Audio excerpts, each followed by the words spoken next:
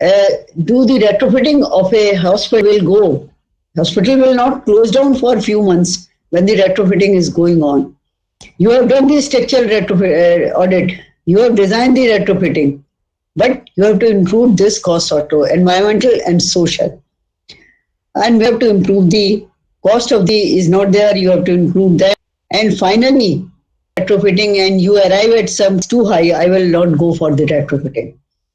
So such type of things are there, and there is some guidance about the cost of retrofitting in the some in one code and the NDMA guideline.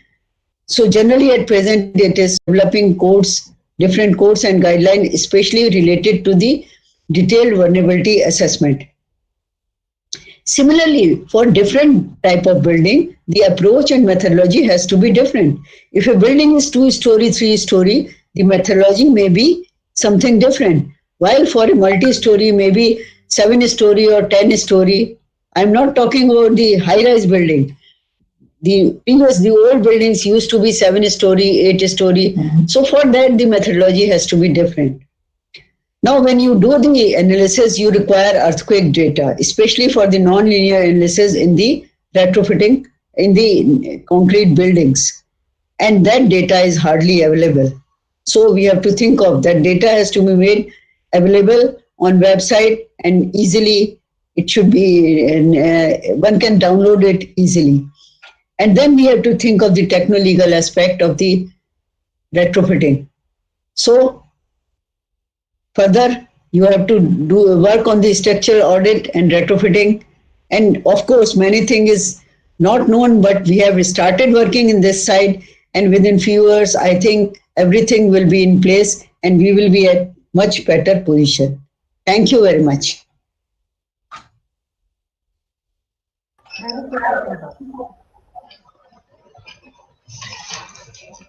Thank you, ma'am, for sharing your treasured knowledge and sparing your time with us. May I now request Dr. Shilpa Kaur to propose vote of thanks with us. Thank you, Salila. It's my pleasure duty to introduce vote of thanks. I request Pratik to please stop sharing the screen. Yeah, I will stop sharing. Pratik, ma'am, Pratik, I was telling you. Okay.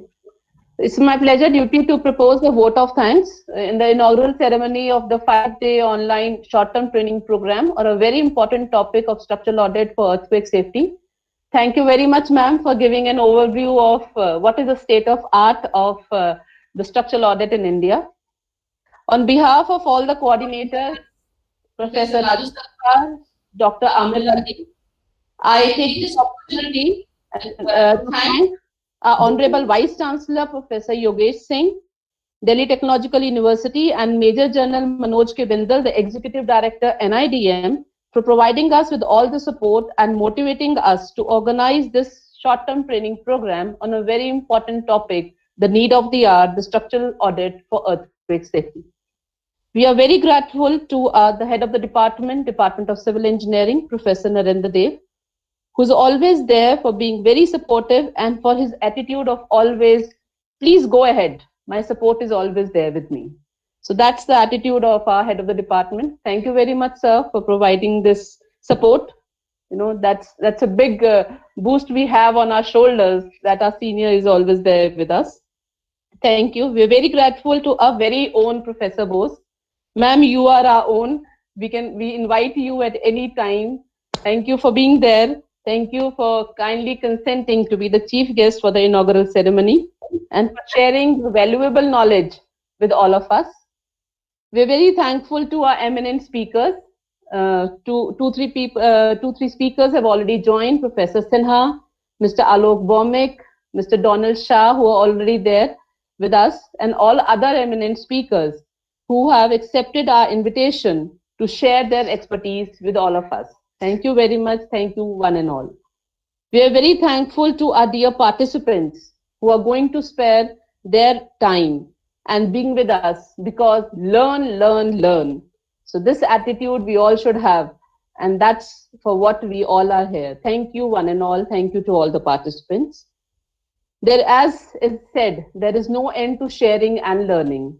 So our speakers are sharing their knowledge, the participants are learning, but it's always the both ways. We are very thankful and also appreciate the efforts which have been put by our volunteers, our PhD students.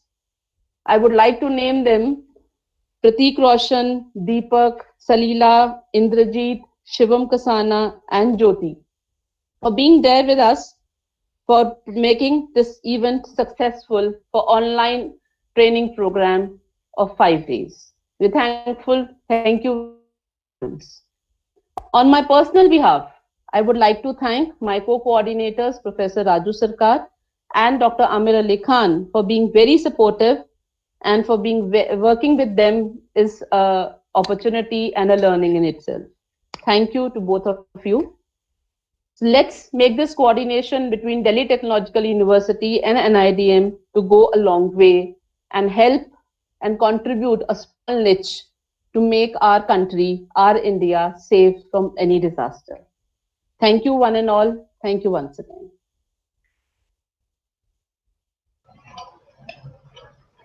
Amir sir, you are in mute mode. Can you unmute? Sorry. So I just want to thank Shilpa ma'am for coordinating this program and taking all the trouble. We are just the हम तो side के glitches हैं. So आप main तो सारा आपका है ma'am. Thank you so much for so nicely coordinating this program. And thank you to PR Bose ma'am. Always pleasure to listen to you. And you are definitely a treasure. And it's always wonderful to be working with you, to listen to you, to talk to you on all aspects. So it's a pleasure. Once again, and thank you so much. Thank you so much, ma'am. Once again, and always so grateful to you for everything. Thank you. So, Salila, with this, we come to the end and we start with the Professor Sinha is already there with us. Good afternoon, Sinha sir. Good afternoon, Alok sir. Yeah, good afternoon. Good afternoon to all. Good afternoon, sir. Good afternoon, Professor Sinha. This is Dr. Amir from NITM. Yeah, good afternoon to all. So, Shilpa ma'am, shall I introduce Professor Sinha? Or, yes. Please go ahead, sir. Okay. So, Professor Sinha is basically an eminent earthquake risk mitigation professional, working for a very long period at national level, international level, and guiding all those who are involved in and interested in earthquake risk mitigation at national level. He's basically located at IIT Bombay, and he's professor there. And in between, he has been dean of some alumni coordination also. So Professor Sinha is basically, as you might be aware, he's a structural engineer. He did his graduation from IIT Bombay itself. Then he proceeded for his higher education, including MS as well as PhD to US. And on his return, he joined again IIT Bombay. And since then, he's serving the nation in guiding, supervising, delivering, policy making in all spheres of professional lives. So he has been involved in almost all earthquakes, starting with the Latur earthquake, Bhuj earthquake, and all those major events, including the tsunami event, in guiding and providing professional support to national and state governments. He has been involved in providing policy support and advisory services to national level bodies and state level bodies as well. He is basically a member of State Disaster Management Authority Maharashtra, and he has represented in various committees of National Disaster Management Authority and NIDM as well. And for NIDM, he is basically one of the source of inspiration to all of us here. He has been kind enough to guide us and take all those pains when guiding us in various spheres of professional development at NIDM. And Professor Sinha basically, as I told, has extensively studied the earthquakes in Gujarat, and then he has been representing, as I told, national level bodies, including BIS. He is representing various subcommittees of earthquake and design and execution of so many things. Professor Sinha is one of the eminent, well-known structural engineer come earthquake engineer come disaster risk mitigation professional working at national level. And with this brief introduction, I request Professor Sinha to take over, and he is going to talk about what are the challenges which we are facing from earthquake risk mitigation point of view in our built environment. Means in our cities, towns, and everywhere, the built environment of including all type of buildings and everything. So what are the challenges? He is basically setting the tone of this program. With these words, I request Professor Sinha to take over and guide us through his wisdom and knowledge. Thank you, sir. You are mute, sir. Thank you, Amir. And I again want to thank NIDM and DTU for inviting me to this program. It's always so good to be associated with programs with fellow academicians. And it is also so nice to see the huge interest which this program has in terms of the number of participants. What I'm going to do today is to just talk about why we are worried about, say, structural audit or about retrofitting, what Professor Pratima Rani Bose mentioned a few moments ago. So what is the context overall why these become so important? So because it's not just that we want to do it for the sake of doing it, but there are important reasons why they should be pursued. I'll just put a presentation. Oops. Let me see if I can. Sir, on the right bottom, there is present now button. Yeah. I was hoping that it would allow. So I'll have to go to system preferences and give the security clearance. It may take a moment.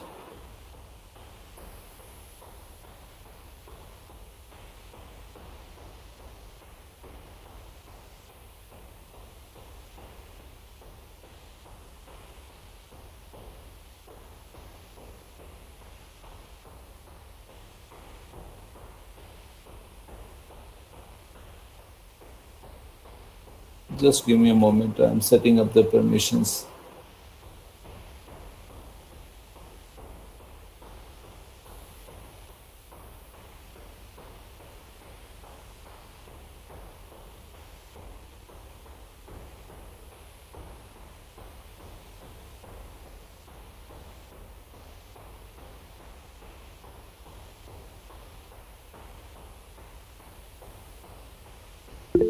I have to reconnect because it would not allow me to share the screen unless I restart the connection. So I would just come back and after reconnecting.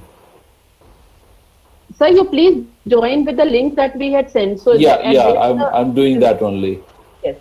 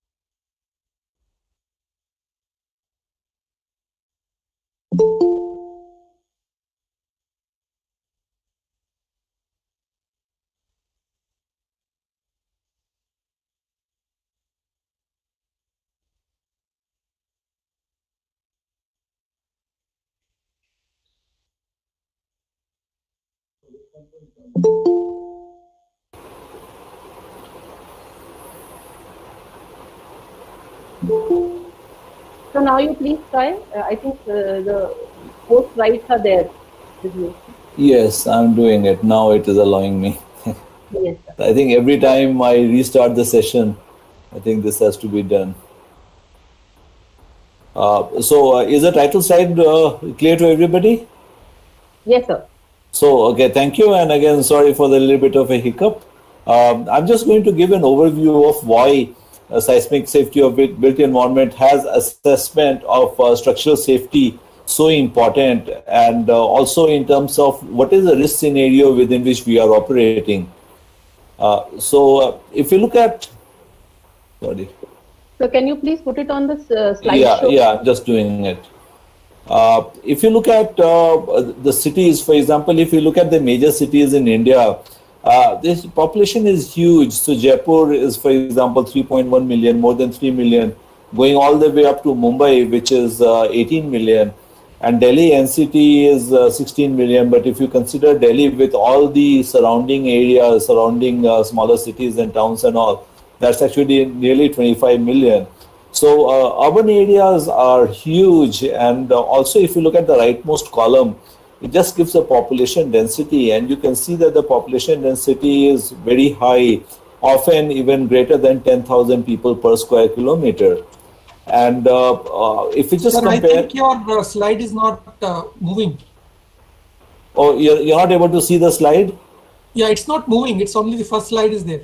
Okay, this is the first slide. Is the second slide there? Not yet. Shilpa, ma'am, can you see the second slide? No, no, sir. Only the first slide. Ah, here first is- slide is coming. Okay, so let me stop sharing and restart.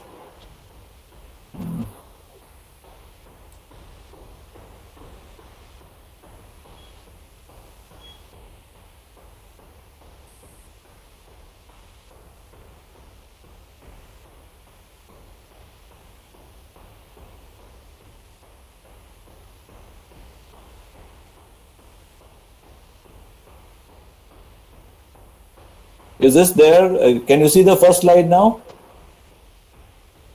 No, sir. This the slideshow is still not there. I think you have to click on the. No, I did that. Let me start and.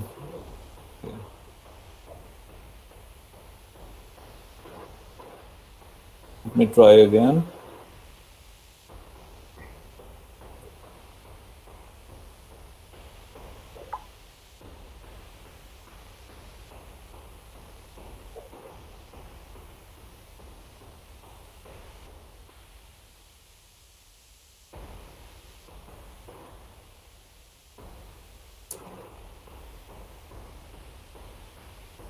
Okay, is my screen visible now? Yes, sir. Okay, so is the first slide visible now? Yes, sir. Yes, sir. And second slide? Yes, sir. Yes. Now it's Okay, working. thanks. Okay, so in this mode it's working. So as I was mentioning that our populations in urban areas are very large, and particularly if you look at population density, which is in the last column, then you can see that many of our cities are having population density well in excess of 10,000 people per square kilometer. And the question is that how does it compare to the other large cities in the world? Because is this the situation which is commonly found in all the large cities, or is this something which is of a peculiar nature in India and which would result in certain consequences which we need to be worried about? So just for reference, I'm showing you 3 of the largest cities in the world outside India, in developed countries. So one is the greater New York area. Second is the Tokyo-Yokohama area, which is the world's largest urban agglomeration with a population of nearly 3.5 crores. And third is London. And you can see in all these cases, even though the population density is huge, the population density is much lower than the typical population density you can see in the last column in the table behind this. And what it means is that not only are our cities huge, we also pack a lot more people in the same space, and which has the natural consequence that if something happens to a particular area in Indian cities and in India, then the number of people who are going to be affected would be very large. And it's not just, again, that the population is large, but population is also very rapidly increasing. So if you look at the 10-year population increase between the 2001 and 2011 census, then many of these large cities are having, in fact, other than Kolkata, all the large cities are having population increase in excess of 10% over the decade. And at the global scale, these are all very, very rapidly increasing city populations. And it results in this kind of a scenario for Indian cities, that we are growing so rapidly that all aspects of planning fail. So it's largely unplanned growth, and unplanned growth has the associated outcome of large slum populations. So you have pockets of slum as well as pockets of properly developed area interspersed with each other. And the implementation of building bylaws are poor. That is why the slums come up. But then there are so many other parts of the building bylaws which are related to safety, and their implementation also suffers. And one of the problems with the slums is that we have a large proportion of non-engineered buildings. So Professor Bose had shown some time ago, India-wide, what are the proportion of total buildings made of different materials.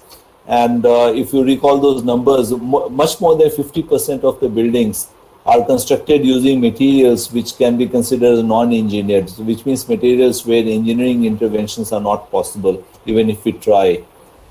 And that is all India, and that is equally applicable to the urban areas in the country. Then we also have some other unique features. One is that our buildings expand incrementally.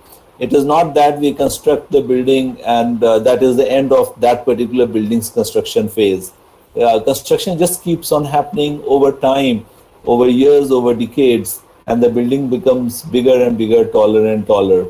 And one of the, again, interesting thing is that it results in mixed use of construction materials. You have part of the construction using bricks, part concrete, part all kinds of materials, like what is shown in this figure. I mean, you can see 4 stories made of 4 different construction materials. Then older buildings, again, these are deficiencies from the poor implementation of bylaws. Older buildings, even if they were properly constructed, even if they were all engineered and safe at the time of the initial construction, they deteriorate over time because of poor maintenance of the buildings. And also, even the initial constructions are often found wanting because they use poor construction material compared to what should have been done. So, large cities, high urban population, high population density, poor compliance with building codes, all of them are a very, very, you can say, very complex mix of factors in the Indian cities. So our cities are densely populated, they are rapidly growing, they experience poor compliance of bylaws, have large proportion of non-engineered constructions, mainly in the slums, but also outside slums. And even engineered constructions that were safe at the time of their initial construction are not well maintained and deteriorate over time. At the same time, the impact or the effect of what happens in urban areas in India can be huge and not just limited to the people who are affected. And the reason is that our cities are the base of political and economic decision making. So if cities functioning gets disrupted, then the political decision-making process also gets disrupted, and similarly, economic decision-making process also gets disrupted, which has an effect over the entire country and not just limited to the place where the disaster has occurred. And also, in a way, our cities are the symbols of national development. So if the cities look good, then India projects a good image outside, and if the cities are not good, then the image of India also suffers correspondingly. And all these factors, you can say, are critically important why we should pay attention to seismic safety of our cities and why we should take steps to understand what is the current status, and if it is not good and it is not, then in that case, why urgent steps have to be taken to improve seismic safety. So the question is that what is the status of the seismic risk in the country, in the cities particularly, and what are the constituents or what are the components which contribute to or which affect the seismic risk in our cities?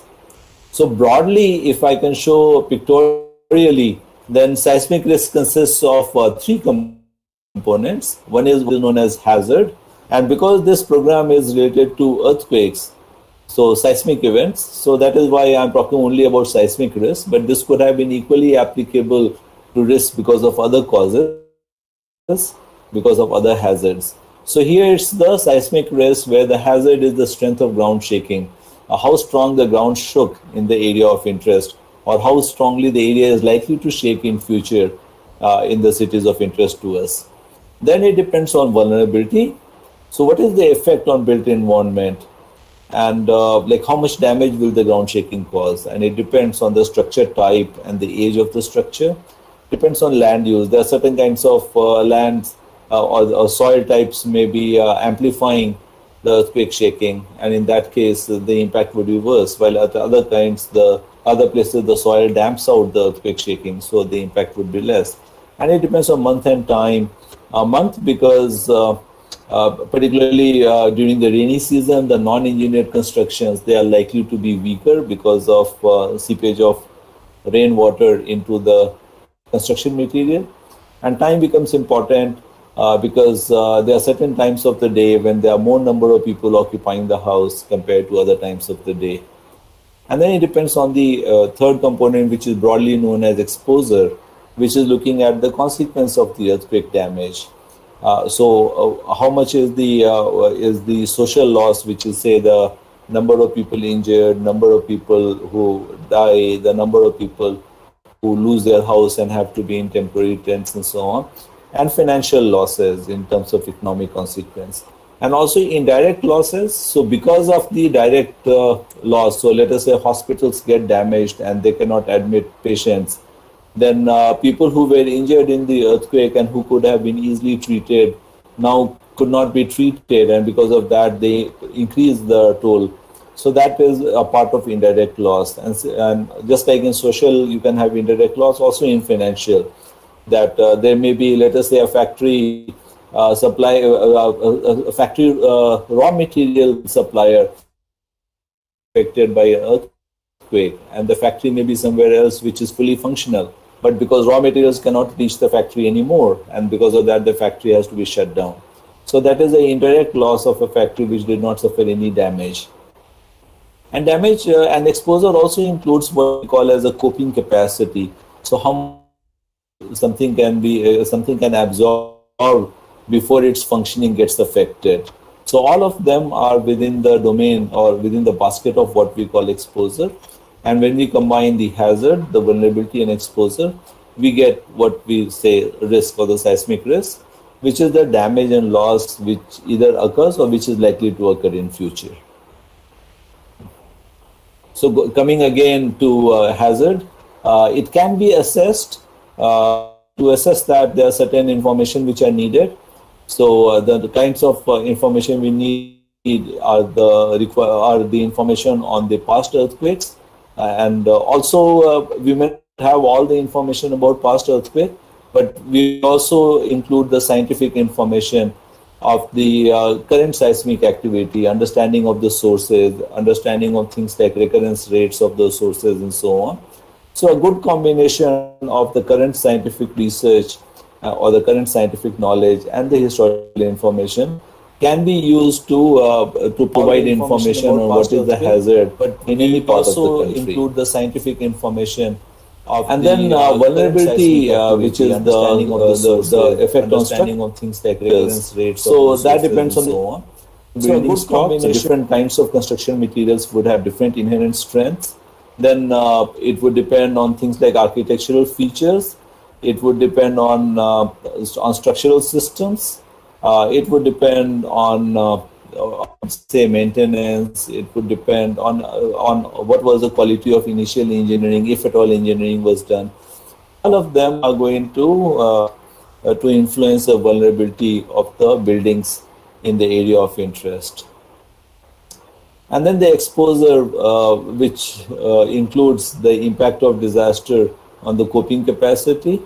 And I mentioned already that the social consequences, which includes the human casualties, and the financial consequences, which includes the monetary impact. And they can be both directly because of the earthquake and indirectly because of the damage due to earthquake. So these all can be assessed to determine what is the seismic risk. And also keep in mind that seismic risk is not static or constantly changes with time. Every year, new buildings have been constructed in our urban areas.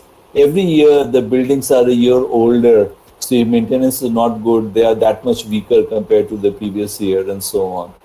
And because of all these, what happens is that at some places we may have experienced earthquakes in the recent past, so we can assess on the basis of that experience what is the likely consequence of a future earthquake. At other places, we have been lucky that earthquakes have not occurred in the recent past, and in those places we can develop scenarios to understand what are the likely consequences, so that we understand whether that's an area where we need to pay attention to seismic safety or not. And when we look at the scenarios, then we separate out the effect of hazard, the effect of vulnerability, the effect of exposure, so that we are able to know how much, which factor is contributing to the final risk, the final death. Let us say it is X. How much of that contribution of X is from which factor? Because that provides us with the ability to decide where we need to pay the most attention, so that it will have the highest impact in reducing the casualties. And as we will talk about, and as also mentioned earlier, that by Professor Bose, that safety audit of buildings is very important because it tells us how strong the buildings are. And if we know how strong the buildings are, then only we can use the structural vulnerability information for assessing the risk. So what you are going to study in this particular program over 5 days, the safety audit, is actually a very, very important part of even understanding what is the seismic risk in the cities in the country.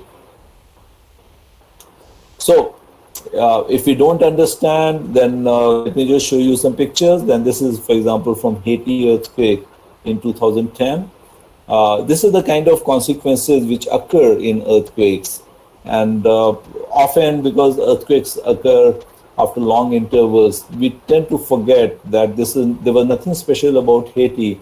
This could be any city in India. And are we ready for it would require us to know where this kind of risk is coming from, and also to understand what are the things which we can do so that the effect can be minimized, and what are the requirements for taking the step also we need to know. So Nepal earthquake from 2015. Again, these are buildings which are very similar to the buildings which are constructed in India. Maybe slightly stronger than typical Indian buildings, but otherwise not much different. And these are the kinds of consequences which are there in front of us, which we plan to or try to avoid happening in India. So Mexico City, 2017, and this is an earthquake which occurred, whose epicenter was nearly 250 kilometers from the city. And this is what happened in that area. You can see a cluster of buildings, and different buildings have suffered different levels of damage. And that's one of the things. We want to have more buildings of the category which are standing without damage, and less buildings of the type which are injuring or killing their occupants. So again, coming to one more figure from the Nepal earthquake of 2015. Look at the buildings, and these are typical concrete buildings you are likely to also find when you walk around in the streets in your cities. And we need to know their vulnerability, and you need to learn how to assess the vulnerability through structural audit, so that we understand whether this kind of a future is in front of them, or the future is a stronger resistance to earthquakes. So, as I mentioned, that if cities have not faced earthquakes, then in that case, a sense comes that, oh, we don't know whether we are equally at risk, or whether this is something which is important enough to pay attention. And one way to get the information is through what is known as risk assessment. It's a highly scientific, highly complex endeavor. It combines the hazard, vulnerability, and exposure information, does the modeling, and provides us with information of the likely consequences in terms of social losses as well as economic losses. And because we understand the breakup of the components, so it also gives us information of where the interventions can be done and by whom. So I'll just give you an example of Mumbai, my city. I don't know how many of the participants who are there today have been to Mumbai. So this is broadly the city of Mumbai, consisting of 24 wards, about 480 square kilometers, and there are many seismic sources around Mumbai. None of those seismic sources, incidentally, are as prominent as the seismic sources around Delhi, but still these sources are there, and we are looking at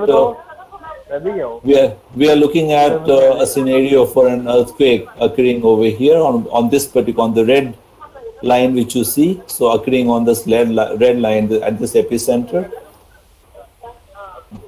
a 6.5 earthquake. So when the earthquake occurs, the shaking is strongest closer to the epicenter, and as you move further and further away, the shaking becomes less strong, and that is what we are finding. But it is not just a function of distance, it's a combination of distance and the type of soil, because as I mentioned earlier, some of the soil types will amplify the ground shaking, and some of the soil types are going to reduce the effect of ground shaking. So when we combine all that information, so this is the kind of the strength of shaking which would be felt. And broadly, you can see that as you move further and further away from the epicenter, there is a decrease in shaking, but at some places, instead of decrease, now suddenly there is an increase. Similarly, over here, there is an increase. And this happens because of the kind of local soil which occurs over there. And then you put the information on of the building types, you put the information of the vulnerability of the building types, you put the information of how many buildings are where, and how many people are likely to be in the buildings. And this is a simulation which we had done for earthquake occurring at 3 o'clock in the afternoon. So, offices are mainly occupied. Homes would have less occupancy depending on the number of working population who are out in the offices. And we get this kind of a picture regarding the number of people who are likely to be injured in that 6.5 earthquake. And the map shows, like a scale is there which shows per 0.5 kilometer by 0.5 kilometer grid, the number of people who are likely to be injured. And of course, a small fraction of them would require immediate medical attention, and a larger fraction of them would require perhaps medical attention, but not hospitalization, and so on. So you can see over here that it is not that as you move further and further away from the source of the earthquake, the injury levels keep on decreasing, because injury also depends on the kind of buildings. And we have in Mumbai proliferation of weaker buildings all over the city. So they're all going to have a particular kind of damage. And also we can go further beyond this and also assess or predict what is going to be the kind of deaths. And this, for example, is the estimated death toll, again, per 0.5 kilometer by 0.5 kilometer grid in the city. And again, you can see that the death toll is spread all over the city. And actually, you cannot say that because you are in certain part of the city, so the death is likely to be less in that area, because in Mumbai, weaker buildings are spread all over the city. And similarly is the situation in most of the large cities in the country, because they are all old cities. And if you look at the if you look at the total numbers, then we start understanding finally what we are faced with. So, for example, the estimates for a 6.5 earthquake, the death toll may be up to as high as 1.6 lakhs, and injuries about 7.5 lakhs, and the economic loss is 10.4 lakh crore basically is the total economic loss, including the asset loss value because of damage to buildings. So these numbers, 1,59,000 deaths, and within 5 minutes. Okay, so if you want to understand the losses, let's look at those numbers again closely. So in an earthquake, this is the kind of consequence which occurs within 5 to 10 minutes after the event. And if you compare this with what is already experienced over the last few months due to COVID-19, so the peak daily new infections that required hospitalization in Mumbai was on any given day less than 1,000. And similarly is the situation in Delhi. On a day of the COVID pandemic, Mumbai or Delhi has required more than 1,000 new patient admission. Versus this 7,64,000 people injured and a certain fraction of them requiring immediate hospitalization. Then peak daily fatality rate in Mumbai was always in hundreds. It never reached even 1,000 to compare with this number. Okay, and also as was correctly reported by media during the pandemic, that this level of casualty of injuries and deaths was much higher than the handling capacity of the city. So when you look at this kind of a number, then it should give you a perspective that if you feel that COVID-19 is bad, I mean, just think about something which is 10 times worse than COVID-19. And that is the earthquake risk which we are carrying. And that is the reason why we have to understand what causes this kind of a risk, and for each of the factors, what we can do so that the overall risk gets reduced. And one part of it, which is very important, is ensuring structural safety, is what your program is focused on. So the impact of a damaging earthquake in any major Indian city will be similarly severe and way beyond the managing capacity of the city. Okay, so seismic risk or its contribution.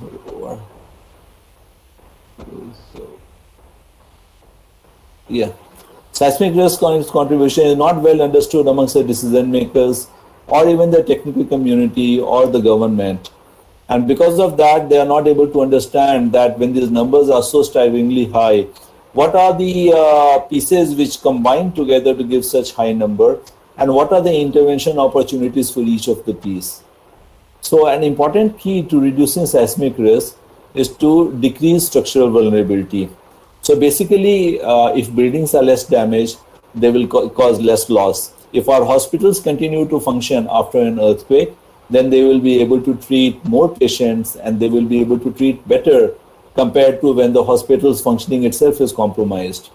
If the people's own homes are less damaged, less number of people will need medical care or hospitalization, and so on. So it's the starting point of damage and loss because of earthquake. And if we are able to reduce the damage to buildings, then we are very directly and immediately reducing the number of people and who are going to be affected, and also the economic losses which are going to occur.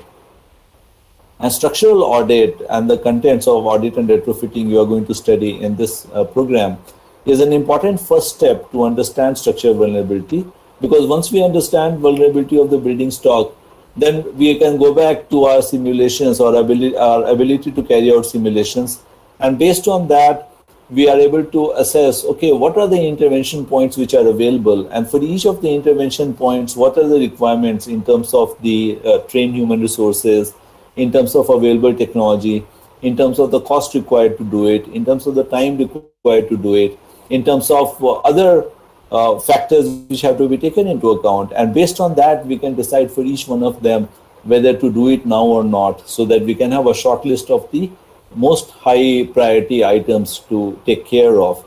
And if we do it, then in a strategic way and with a long-term planning, we'll be able to, over time, reduce the seismic risk of our cities. So that's all I wanted to say as an introduction to the training program of why everything you are studying in this program is so important. Thank you. Thank you so much, sir, for nicely setting the tone of this program. As always, it's quite deliberative, no doubt about this. Your experiences of Mumbai are very handy. Now a few questions, one or two questions from my side as well as from the participant side.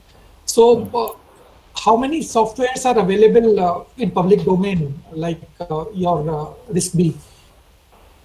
So these are highly specialized tasks, which means that even if software are available, I would advise against reasonably trained technical people to use it.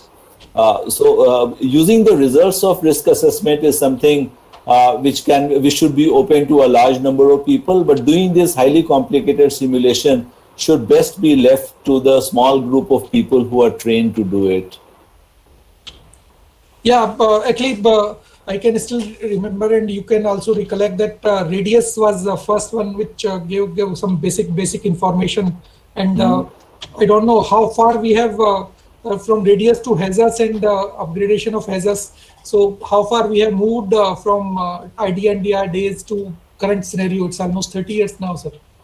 So actually, the scientific progress or the technological progress in this field has been huge, almost paradigm shifting. To the extent that in 2015, when the Sendai framework discussions were going on in Sendai, that's the United Nations Third World Conference on Disaster Risk Reduction, to decide that for the next 15 years, what would be the agenda item which will guide the world. So over there, with a lot of deliberations and discussions, finally the countries concluded that now we have the means in our hands to be able to take knowledge-based decisions to reduce seismic risk. So if you look at the priorities under Sendai framework, the very first priority is understanding of risk. That we must understand risk is priority number one, which was agreed upon by all the 203 countries in that UN summit. And that's why it has been decided now that, and most of the developed countries have made great strides in this direction to integrate seismic risk as part of their policy framework. Developing countries still have some work to do because they still need to learn more about how this kind of complicated information should be built into policy making. But at the UN level, at the country top leadership level, it is decided that there is enough knowledge now available to understand these risks. So make understanding disaster risk as a number one priority for the next 30 years. Thank you, sir. And you talked a lot about that urban development and the urban scenario in case of that earthquake and all these things. We had a very poor experience in terms of after that Bhuj earthquake in those 4 towns, Bhuj, Bachao, Anjar and Gandhidham. And we have redeveloped Bhuj town. So what is your opinion that how much time we are going to take and develop Bhuj like towns considering prevailing earthquake risk in our existing towns, because large number of urban areas in India are definitely falling in high earthquake risk zones, at least entire northeast, western Himalaya, all 4 capital cities, and so this is a big challenge. So what is your opinion about that? How to start this developing our existing organic cities to a modern cities?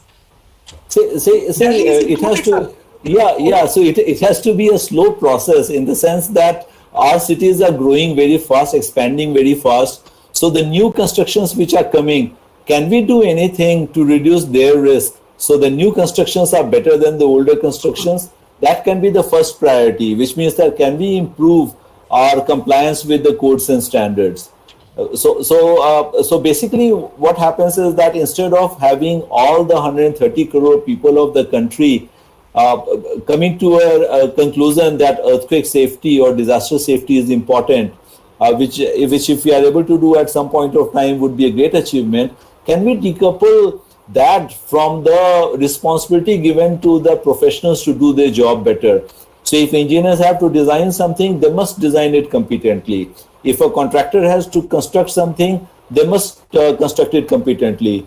If a building official, if a municipal corporation has to give occupancy certificate, they must do it competently. So it's these pieces to make people do their job properly are the first priority for us to be able to achieve. And definitely, sir. But the thing is, we are lacking in, as far professional knowledge is concerned, engineers and architects are doing some bit of efforts, but we are lacking in the implementation or execution of those, whatever is coming in terms of output from engineers and architects. So there is a big gap.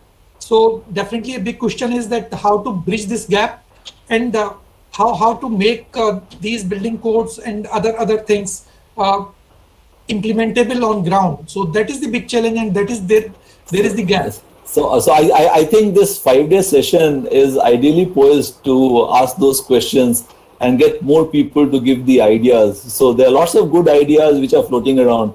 And I think at the end of this program, if you have some sort of a position paper specifically on this particular issue, as the ideas from the participants and the other resource persons, that also would be a very useful contribution. I have my ideas. There are also other people who have their ideas. But let us try to synthesize them and see if we can have some common conclusions coming out of this. And I also see there are a couple of hands raised. So if you anytime you want, you can also go on that. You can ask them. Salila, can you ask? Alok Bhaumik sir, I think wants to ask something. Alok sir. Yeah. If you permit me, first of all, an excellent presentation, Professor Ravi Sinha. Very nice. I just wanted your views on as to what is the you have highlighted very appropriately the various challenges ahead for seismic safety audit.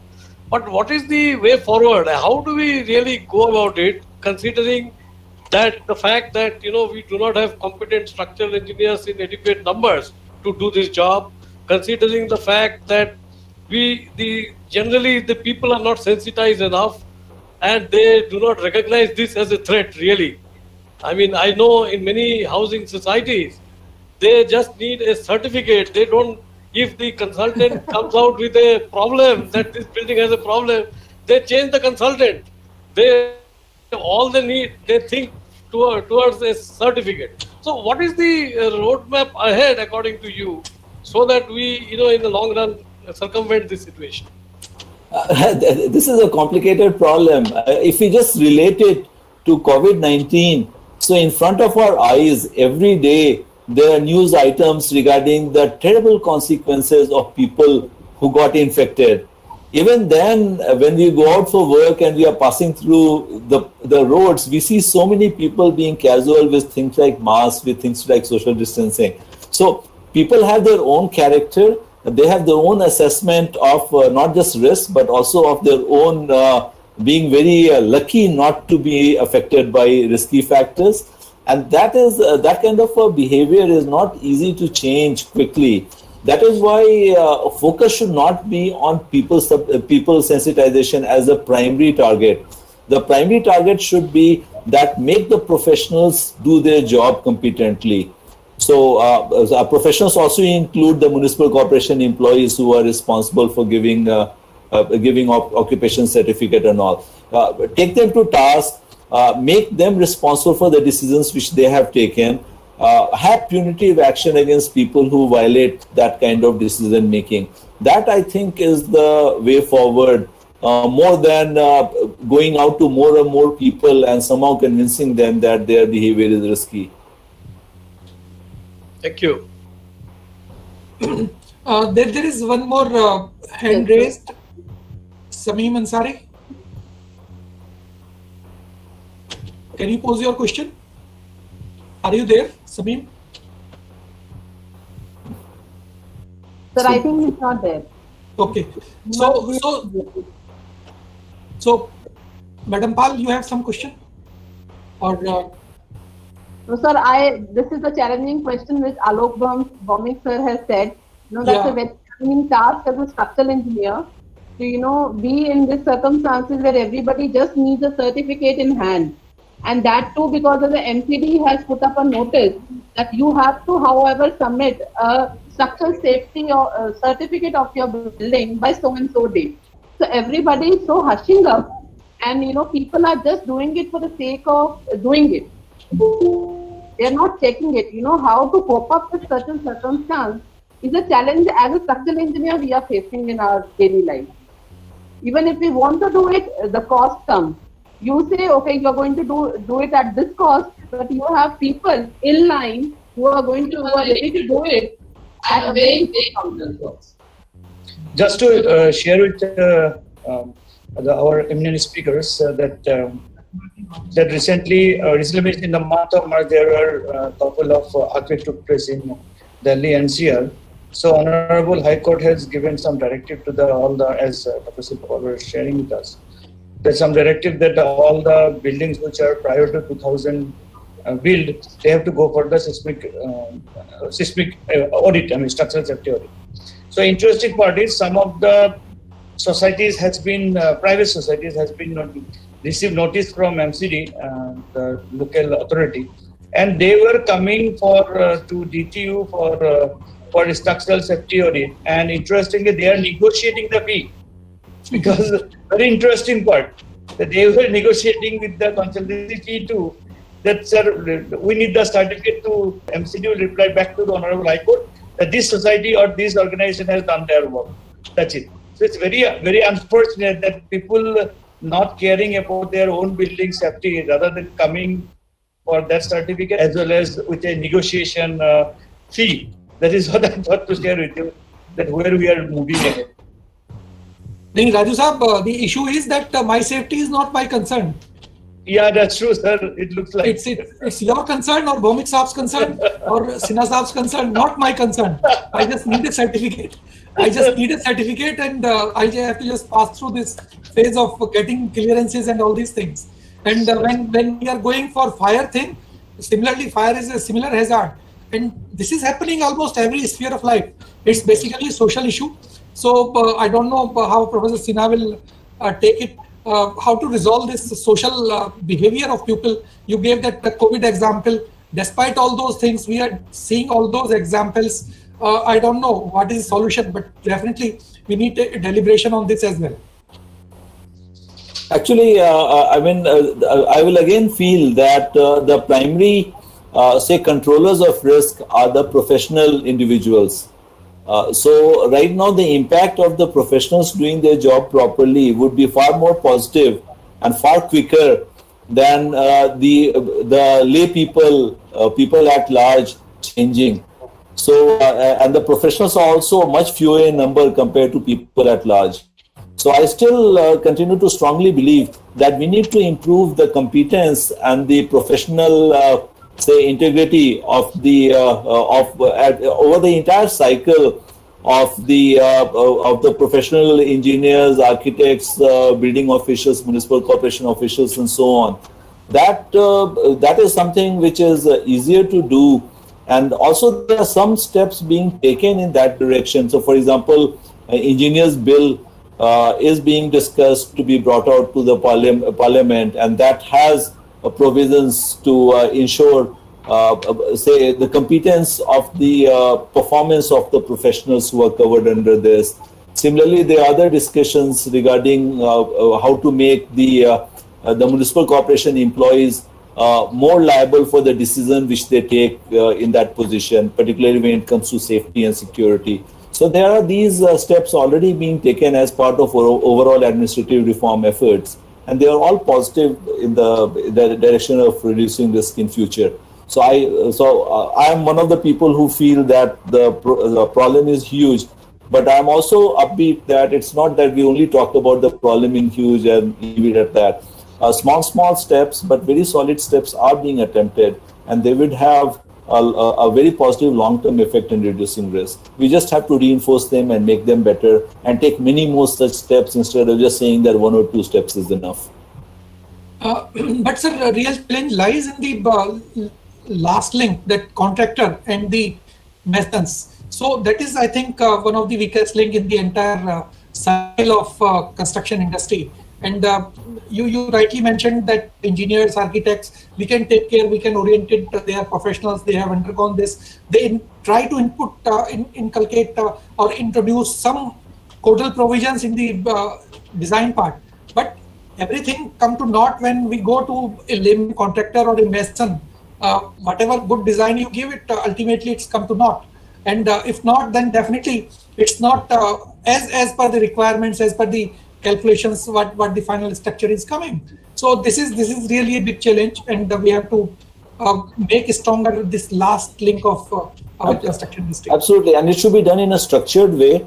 Yes. So for example, requirement of certification of the unskilled and skilled workers, requirement of maybe on the job, a requirement of frequent training as the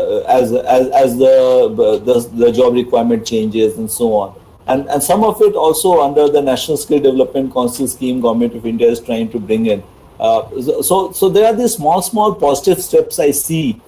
The thing is that people do one small thing and then they get very happy and say, okay, I have done something, and they have the right to be happy, but that should not be the system happiness. System should see that this is one small positive steps and they have to do many more such steps. Sure, sir. But definitely a lot of time, energy, and money has to go into Absolutely. the entire making our structural things safe, and it's a long way, I think, and we have I to agree. make sustainable, long-term efforts from top to bottom, and unless we do it, make it in our policies and programs, developing those necessary skills, we are not going anywhere. So then another issue is that the economics part, sir. So the lower strata of the society, you have shown number of slums and all these things. Where in Delhi, we are familiar with those unauthorized colonies, where all sort of construction practices are going on. You also mentioned about those weaker structures in Mumbai. So this is a national character that all those buildings in unauthorized colonies or slums are not conducive for seismic safety or that level of performance. So this is a challenge which we have to overcome, and I'm not sure how to solve this. So, but this is definitely we have to take care of this. I agree. So, Shilpa ma'am, over to you. Yes, sir. Thank you so much, sir. Sinha, sir, thank you so much for sparing your valuable time and sharing with us your knowledge with all of us. It is a pleasure to have you here, sir. Thank you for accepting our invitation. And this is just a token of remembrance from Delhi Technological University and NIDM for your lecture today. So Thank please you. accept it, sir. Thank you. Thank you so much, sir. Now, with this, we come to the end of the first session of the 5-day training program. And after 5 minutes, we start at 2:45. We start with the lecture of Alok Bhaumik, sir. I request all to please do not remove yourself from the Google Meet. We will start within 5 minutes for the next lecture of Shri Alok Bhaumik. A lecture which every civil engineer should listen, because that's about the responsibility that we were talking about, is the responsibility as a structural engineer or as a civil engineer. What is our responsibility we should all own? So looking forward to hear Alok Bhaumik sir at 2:45. So we stop for 5 minutes. You can please freshen up yourself. Okay, thank you very much, and Alok, all the very best. I'm sure that people are eagerly waiting for your talk. It's always fantastic to hear you. Yes, sir.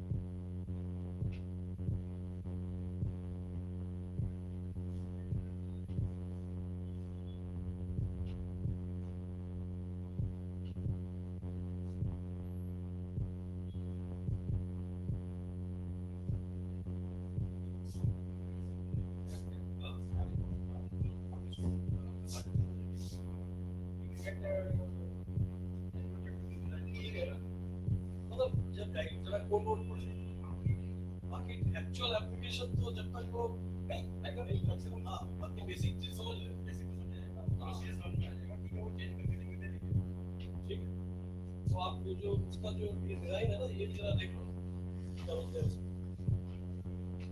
ये बस है ना ये जरा समझ नहीं process करो क्या है कोई भी एक देख लो और ये भी पढ़ लो कोड भी अच्छी तरह से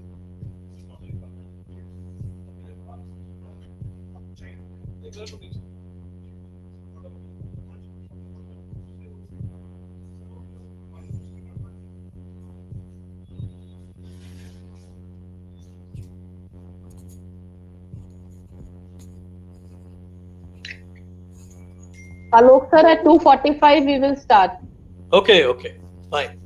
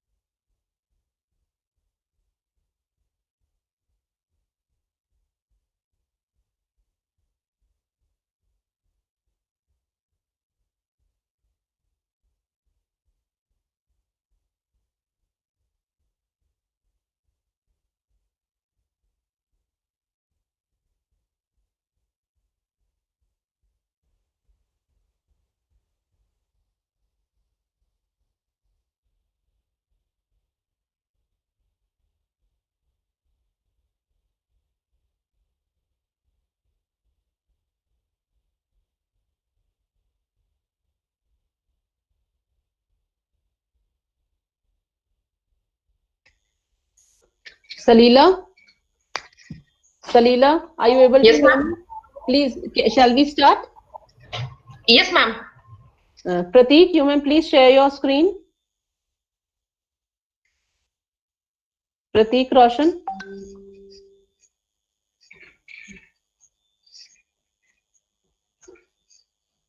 Indrajit, you have to share your screen.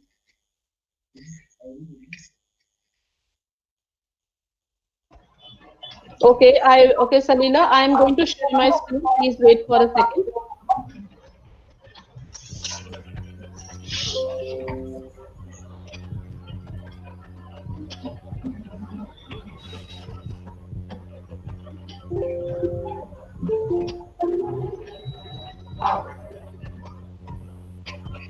Is my slide visible? Yes, please. Welcome back. The next speaker for today is Mr. Alok Bhaumik, and I'll take the privilege to introduce him to you all. Mr. Alok Bhaumik is the President of Indian Association of Structural Engineers and Managing Director, BNS Engineering Consultants Private Limited. He has more than 40 years of design consultancy experience in transportation infrastructure. He has accreditation of International Professional Engineer from Institution of Engineer, and he is a fellow of Indian National Academy of Engineering. He has received several awards in his professional career. In 2018, he was awarded with S.B. Joshi Memorial Award for Excellence in Bridge and Structural Engineering. He is an active member of several professional bodies and code-making bodies. He is also the chairman, editorial board of the quarterly journal Bridge and Structural Engineering, published by ING-IABASC. And today he's going to present on roles and responsibility of structural engineers. Sir, it's an honor for us to welcome you here for the short-term training program, and I request you to share your presentation with us now. Thank you, Salila, Thank you, sir. for beautiful introduction. Thank you, sir. I welcome you on behalf of all of us. Thank you for kindly coming and share your views on a very, very important topic. Let me try to kind of. Sir, on the right bottom, you have present now. Yes, your screen is coming, sir. Is it visible now? Yes, sir. Okay, so once again, thank you, Salila. And before I begin, I must thank NIDM and DTU in general, and particularly Dr. Shilpa for inviting me to make this presentation on a very important topic of roles and responsibilities of structural engineer in the society. Actually, being an alumnus of this college, of earlier Delhi College of Engineering, it is always a pleasure to connect with this institution whenever and wherever I get the opportunity. So I think a privilege is all mine to make this presentation today. The topic which I am covering is, though very much connected to the theme of this course, which is structural audit for earthquake safety. But this is much broader, because I'm not only going to talk about the role of structural engineering in the society and what a challenging role it is. And particularly now, when the situation is much more challenging due to this pandemic. This is the broad outline of my presentation. Particularly, it will be in 4 parts, and each part will sort of address a specific question as to why, what, how, and where. First, I will talk about this amazing, profession of structural engineering, which will address why is our profession so amazing. Then I will talk about what needs to be done to improve our image so that we are more connected with the society at large. Third, I will be also talking about how should we do it. Having identified the problem in the second part, the third part I will talk about as to how we should do something to improve our image, to go social and connect with the society, which is very, very important for structural engineers. And finally, I will conclude by saying, where do we go from here? That is, what is our wish list as a structural engineer? In what do I sort of dream for our young brothers who have just passed out of the college or who are still in the college and wants to take the profession of structural engineering? So with this brief, let me begin the first part, which is how incredible the profession of structural engineering is. Let me begin first by defining what the structural engineering is and what we structural engineers do. Of course, most of you who are participating may already know, but maybe there are some students who may be wondering as to what structural engineering profession is all about. Well, this is a branch of civil engineering. It's a vast field. Structural engineers, in other words, gives, for any structure, the bones and muscles are the job of structural engineer. If you see a reinforced concrete building, whatever dimensions of concrete, the reinforcement, all these are works based on the analysis and design done by structural engineers. So they give bones and muscles to the structure that we see around us, or where we live, or bridges which we pass by when we are traveling on the road. The education of structural engineering is a specialist field, though we do a graduation in civil engineering, and from there we can take the option of going in the field of structural engineering as a consultant. But probably one would like to do a post-graduation in structural engineering as a specialized field, and that probably will place him in a better position in the profession. And today, even some people go even further, do a specialization, research and PhD in a specific field. So today, if you ask me, for structural engineering, post-graduation is certainly desirable. PhD is also not bad if you have knack in a specific field where you do PhD and you can focus on that. But it's a very vast field of civil engineering. And even within structural engineering, it's such a vast field that even within structural engineering, we have specialization. For example, a structural engineer can be a wind engineer specialist, or an earthquake engineer, or a building engineer. I mean, each field is, complete by itself. For example, take my case. Since graduation, I am into the field of bridge engineering, and for the last 40 years, I have specialized in bridge engineering. So that's my take.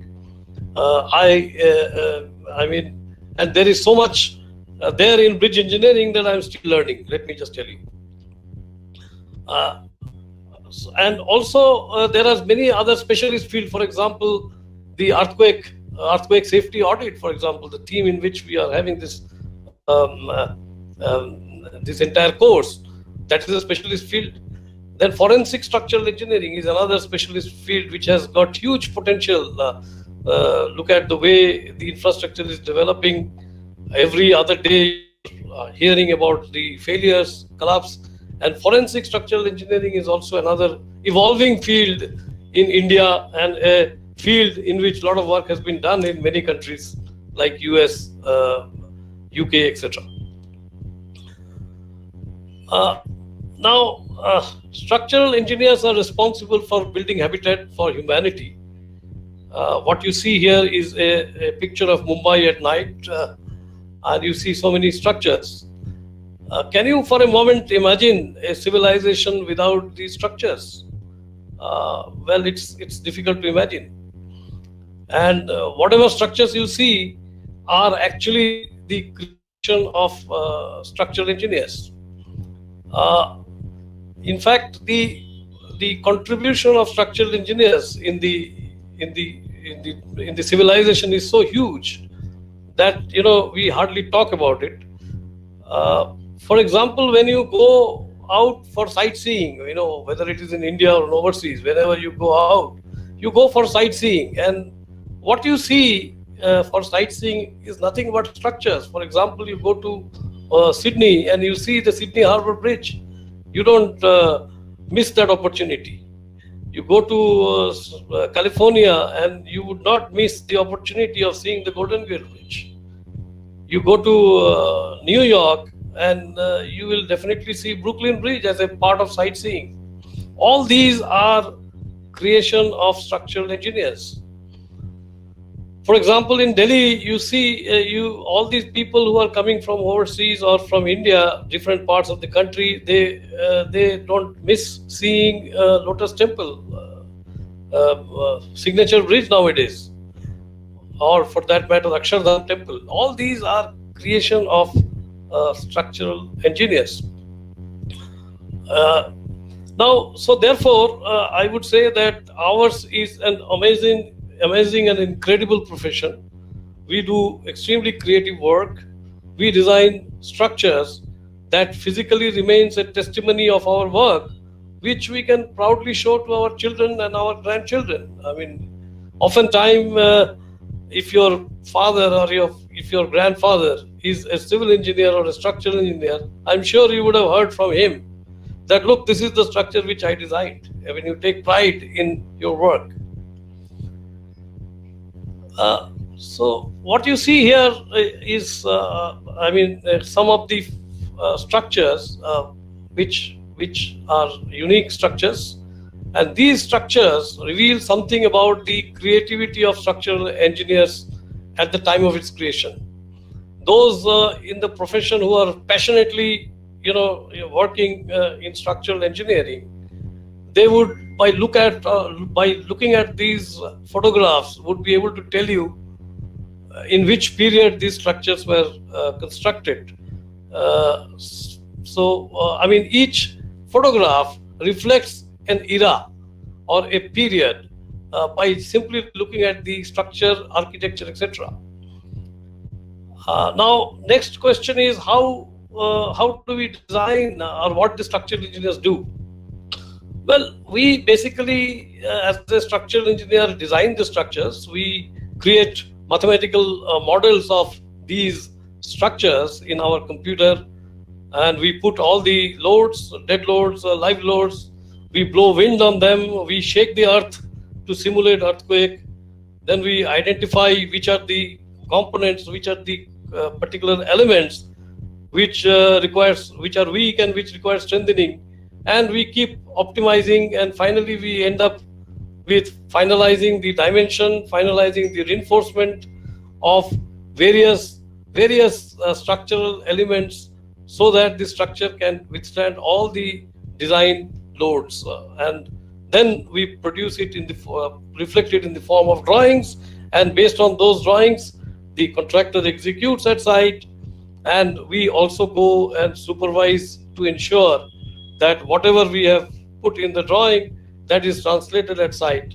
And if we just imagine if the structural engineers were not there, whether these buildings would have withstood the earthquake force, wind forces, it would have blown. So we have a huge contribution to the mankind, and that needs to be understood by all of us, whether we civil engineers, whether we are in the profession of structural engineering or other professions of civil engineering. This picture shows some of the sites where you can see on the top left some students how they are crossing a stream to go to school, and what you see in the bottom left is a picture from Kenya, and you see the smiling face of the students because this bridge was newly built, a long wire rope bridge, just to connect two hillocks, and just if this bridge was absent, they would have spent hours and hours to go to school in walking. So even today, let me tell you, there are more than 1 billion people living in poor and rural communities, in the communities what you see in this picture. Today we have a population of about 7.8 billion, nearly 8 billion, and so every 8th person, about 1 billion, that means 1 in 8 person belongs to this category of people. And these people do not have access to safe drinking water, do not have access to sanitation, and it is only we structural engineers who help them at least some basic amenities by connecting people from one part to the other and sort of trying to give them some access, some basic amenities. So I would engineers are truly a gift of humanity. We are in the business of saving lives, but unfortunately people do not know about us as much as they know people from other profession. Shah Rukh Khan is very well known, popular, everybody knows about him. Of course, I'm not undermining his contribution to the society, but I'm sure there are many civil engineers and structural engineers who have done equally good work in the society like us, but we are not recognized. And we will, in the second part, we'll see why the situation is so bad as far as structural engineers or civil engineers is concerned. When a structure fails, just as you see in this picture, the community struggle and development in that particular area stagnates.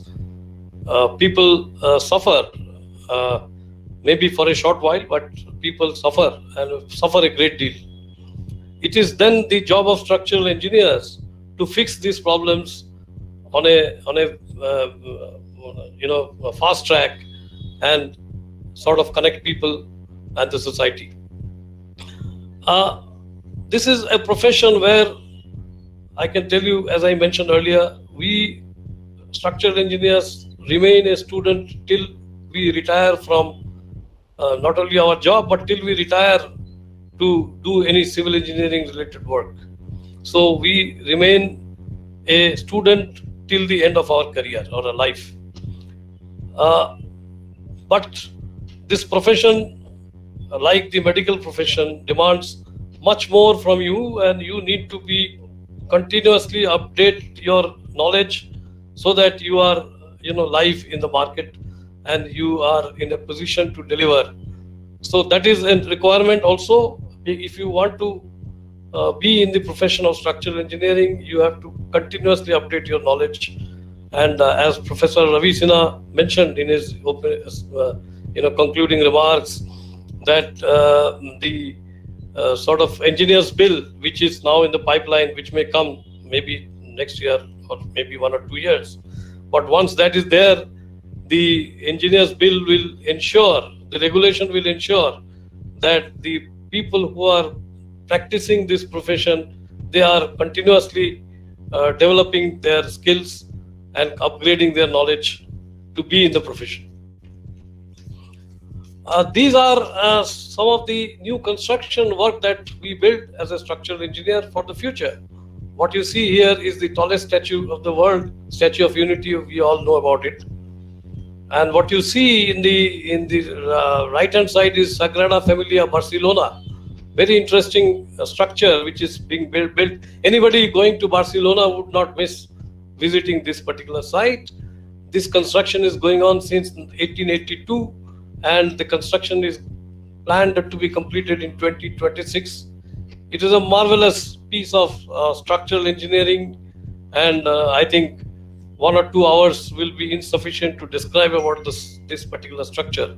But anybody visiting Spain, I would strongly advise to visit this particular structure, Sagrada Familia of Barcelona. These are structures, our retrofit works that preserves our past. We not only build new structures for the future, but we also keep sort of rehabilitating or strengthening our preserve our past. And one such example is this Pantheon Rome, which was built way back in 113 AD, and the structure is still there, and it is a first RCC structure which has been subsequently pre-stressed. The dome has been pre-stressed later, but it is an excellent, marvelous piece of structural engineering which has. Now, you see how structural engineers have served the society. Just few examples. This is a Pont du Gard, France, which was built 2,000 years ago. It was very simple. The population at that time only had the basic needs to serve, and the basic need was water. So in order to carry water, drinking water, they built aqueducts. And what you see here is an aqueduct built of natural stone. There is no piece of mortar here. Just imagine now how way back 2,000 years ago, these big stones were placed at such a great height to build this structure which is still surviving.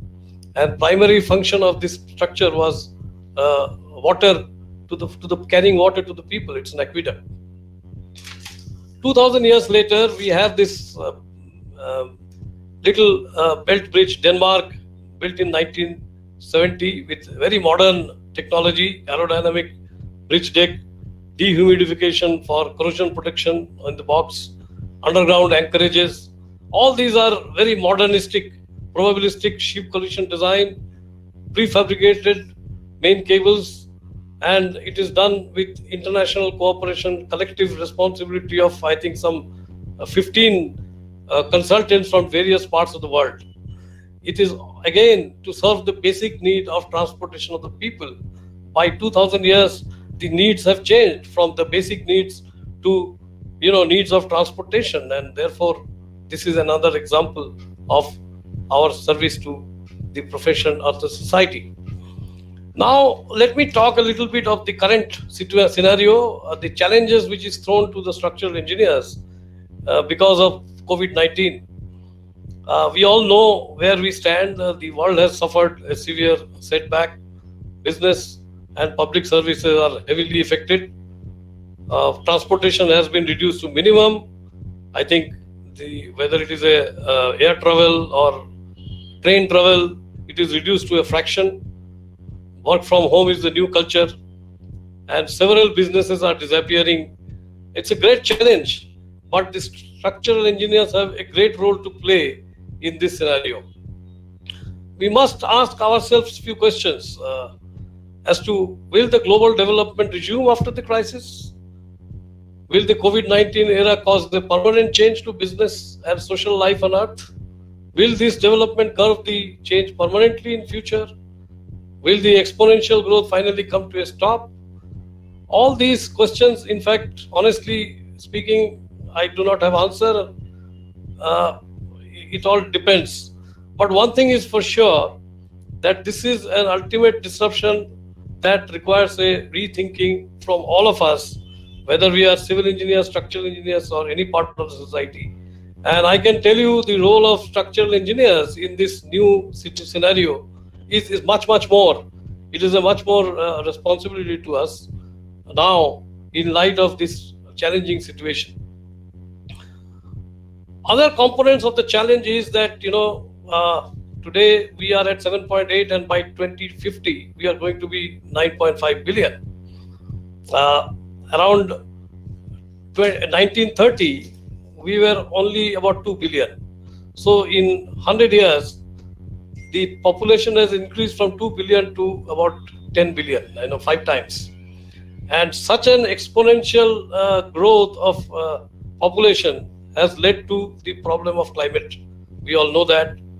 There are United Nations Sustainability Development Goals set up in 2015, where India is a signatory.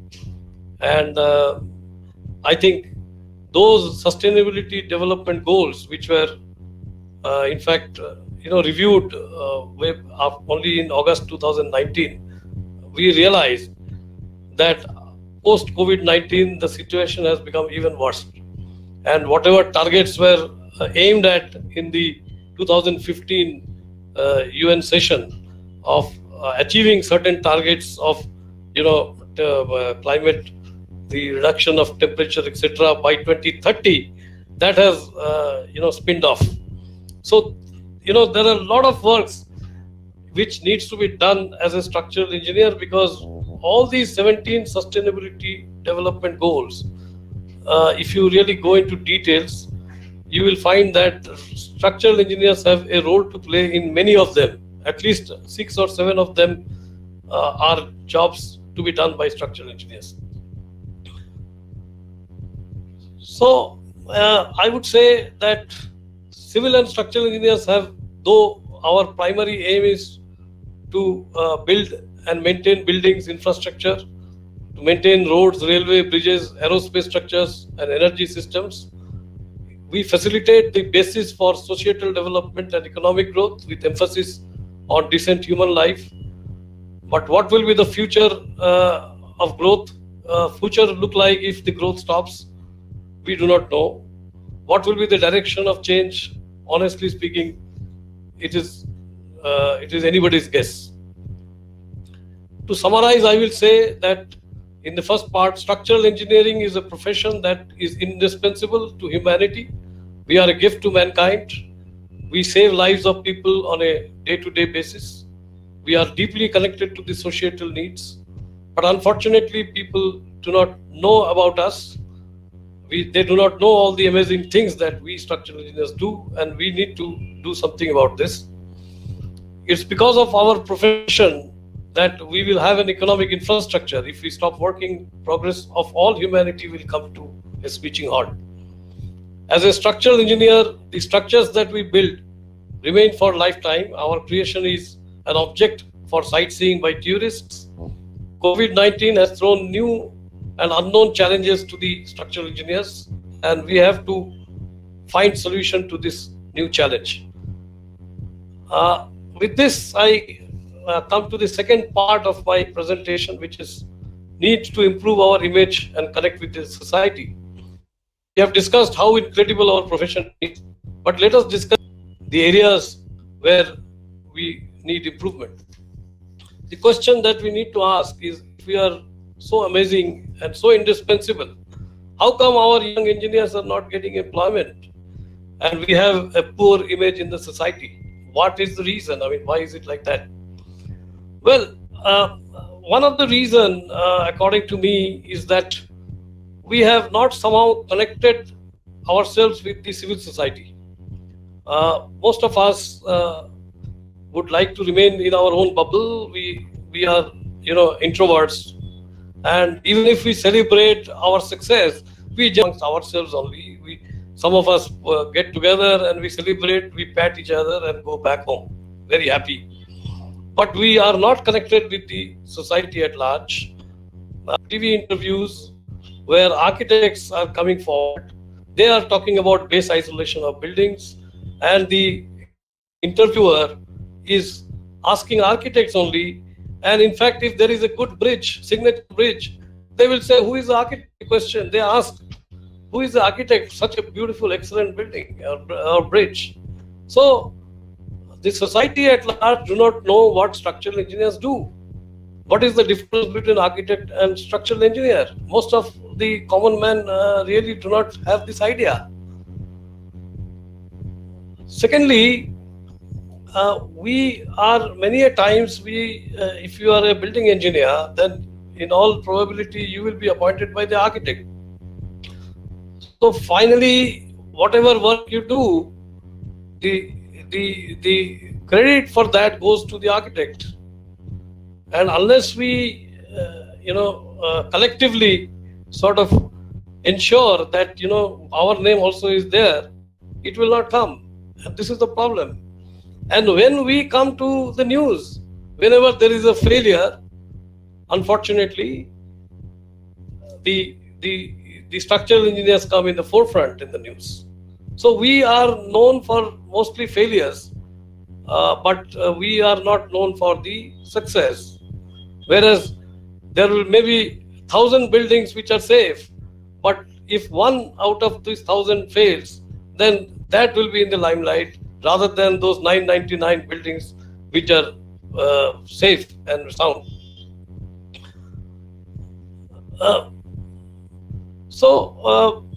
Actually, in short, what I'm trying to say is that media is ignorant about our role. They need to be told, and somehow we collectively need to work in that direction. I often found that we have no vacancy in the credit-taking ceremonies. This is what you see is a skywalk in Delhi. And just let me tell you the story of it a little bit. There was a design competition floated by PWD of Delhi, Public Works Department Delhi, a design competition for a skywalk in Delhi. I participated and we became the winner. That means I won the prize for the best design for this skywalk. But our role was restricted to that. I got the prize money, and then this was tender was floated, and there was a contractor. PWD got it executed on an EPC contract where there was a different designer, different contractor, and they executed the job, though the design was principally mine. When this bridge was inaugurated, I was invited because I won the prize for the best design there. But I find that I was only sitting in the gallery and nobody invited me on the dais. In fact, they did not even invite the contractor on the dais or the actual design consultant who designed the structure on the dais. The dais was filled by only politicians. So this is the kind of scenario where we are living in. So you imagine that, the structural engineers do not find a place in the society.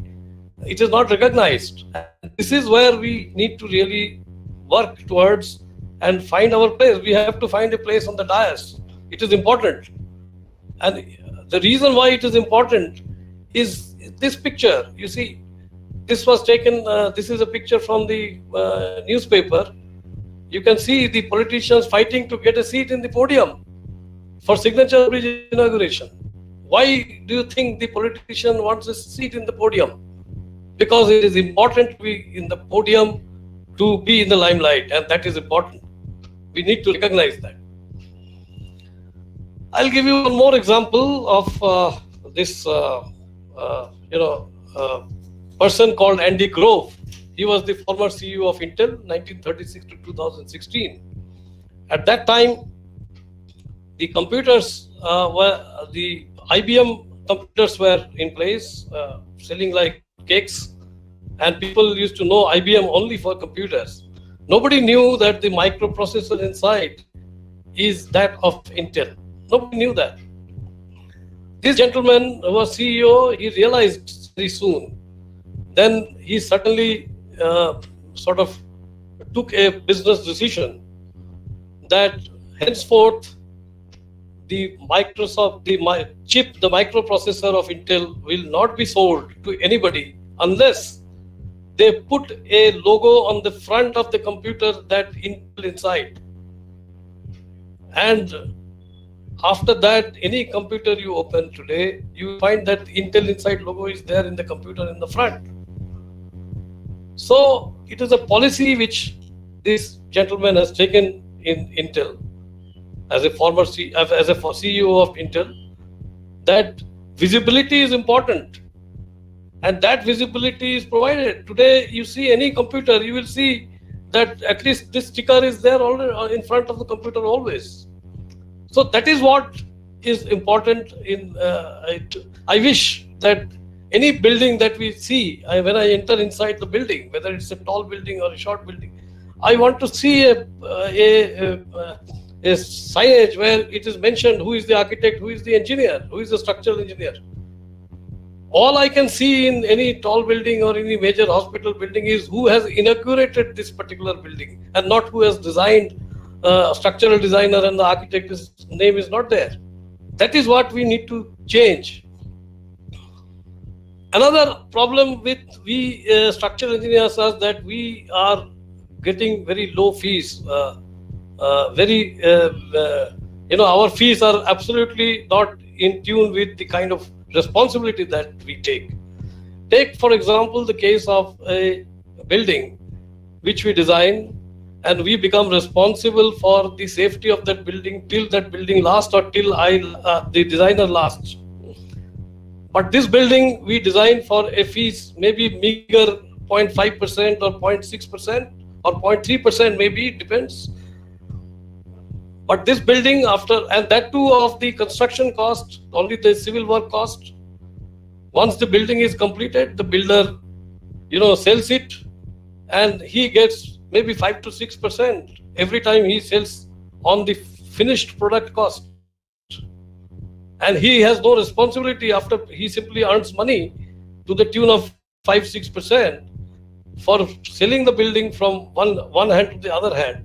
Whereas we designer, who has to take the responsibility for safety of the building till the building lasts or till the person lasts, is working for 0.3 or 0.4%. There is something seriously wrong with our mathematics.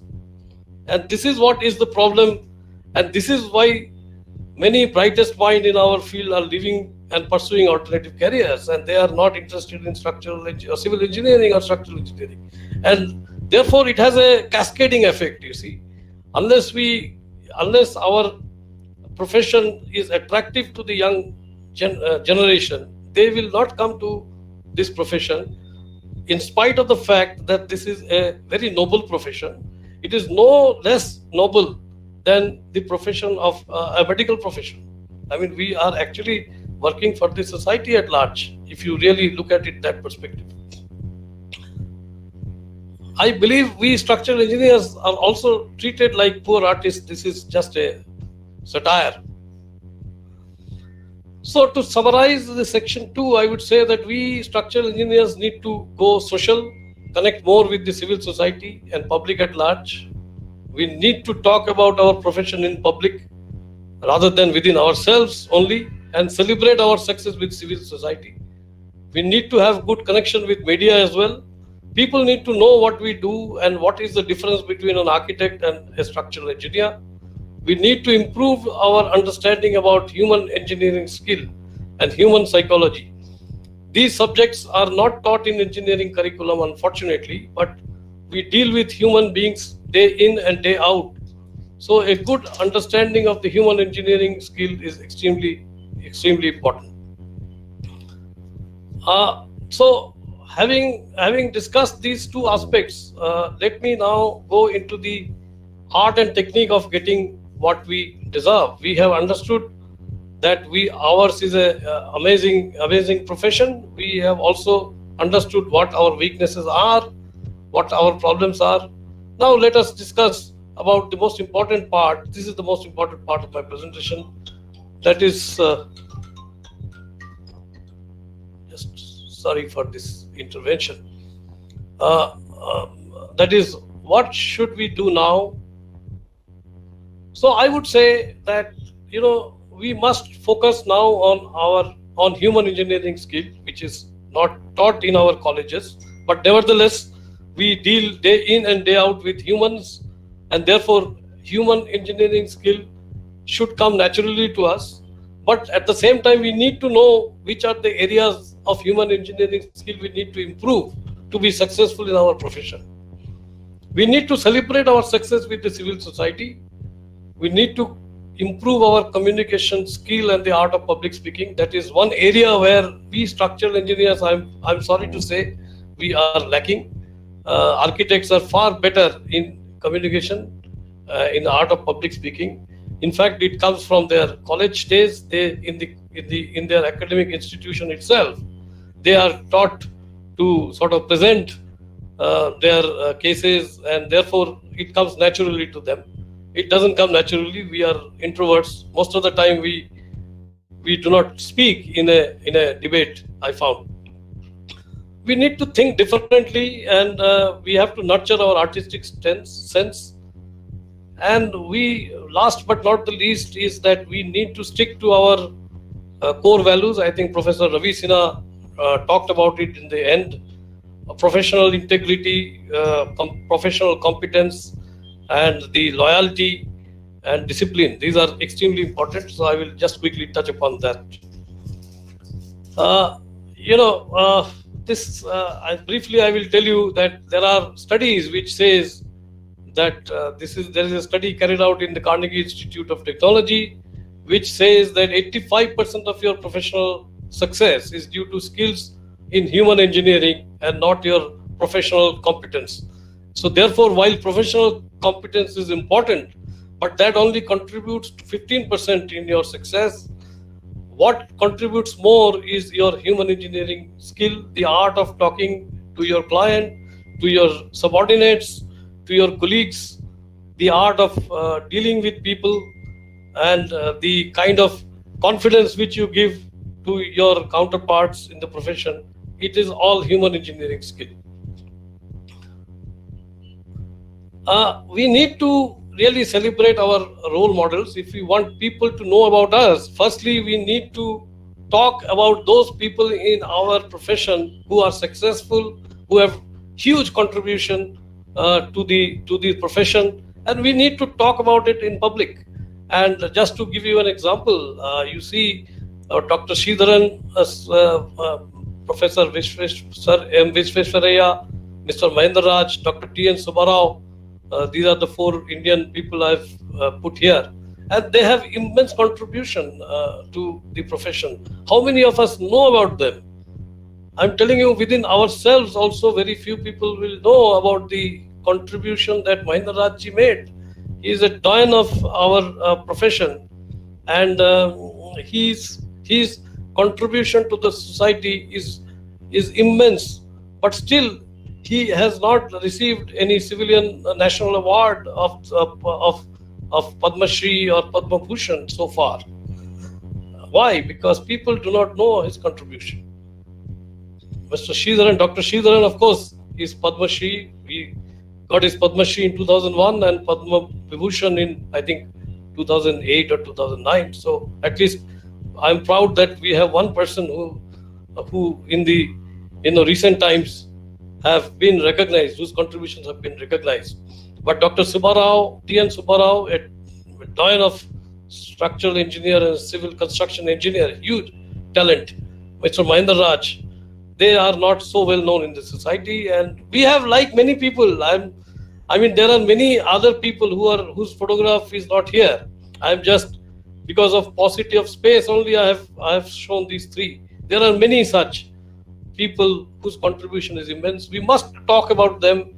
We must sort of make sure that people have respect for these people in public domain. One problem I mentioned is about the fact that we structural engineers have poor communication.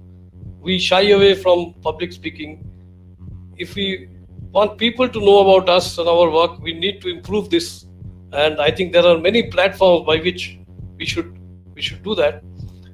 Many people, very good engineers, when I speak, talk to them in person, that why you do not give your presentations, he says, sir, Angrezi nahi aati. And I just tell you that I think we should also forget this inhibition. Aap Angrezi mein nahi, Hindi mein boliye. But in fact, that is an innovation within us. If we are not able to speak in English, no problem. You speak in Hindi, you speak in any language, no problem. If you please try to come out and speak in public domain.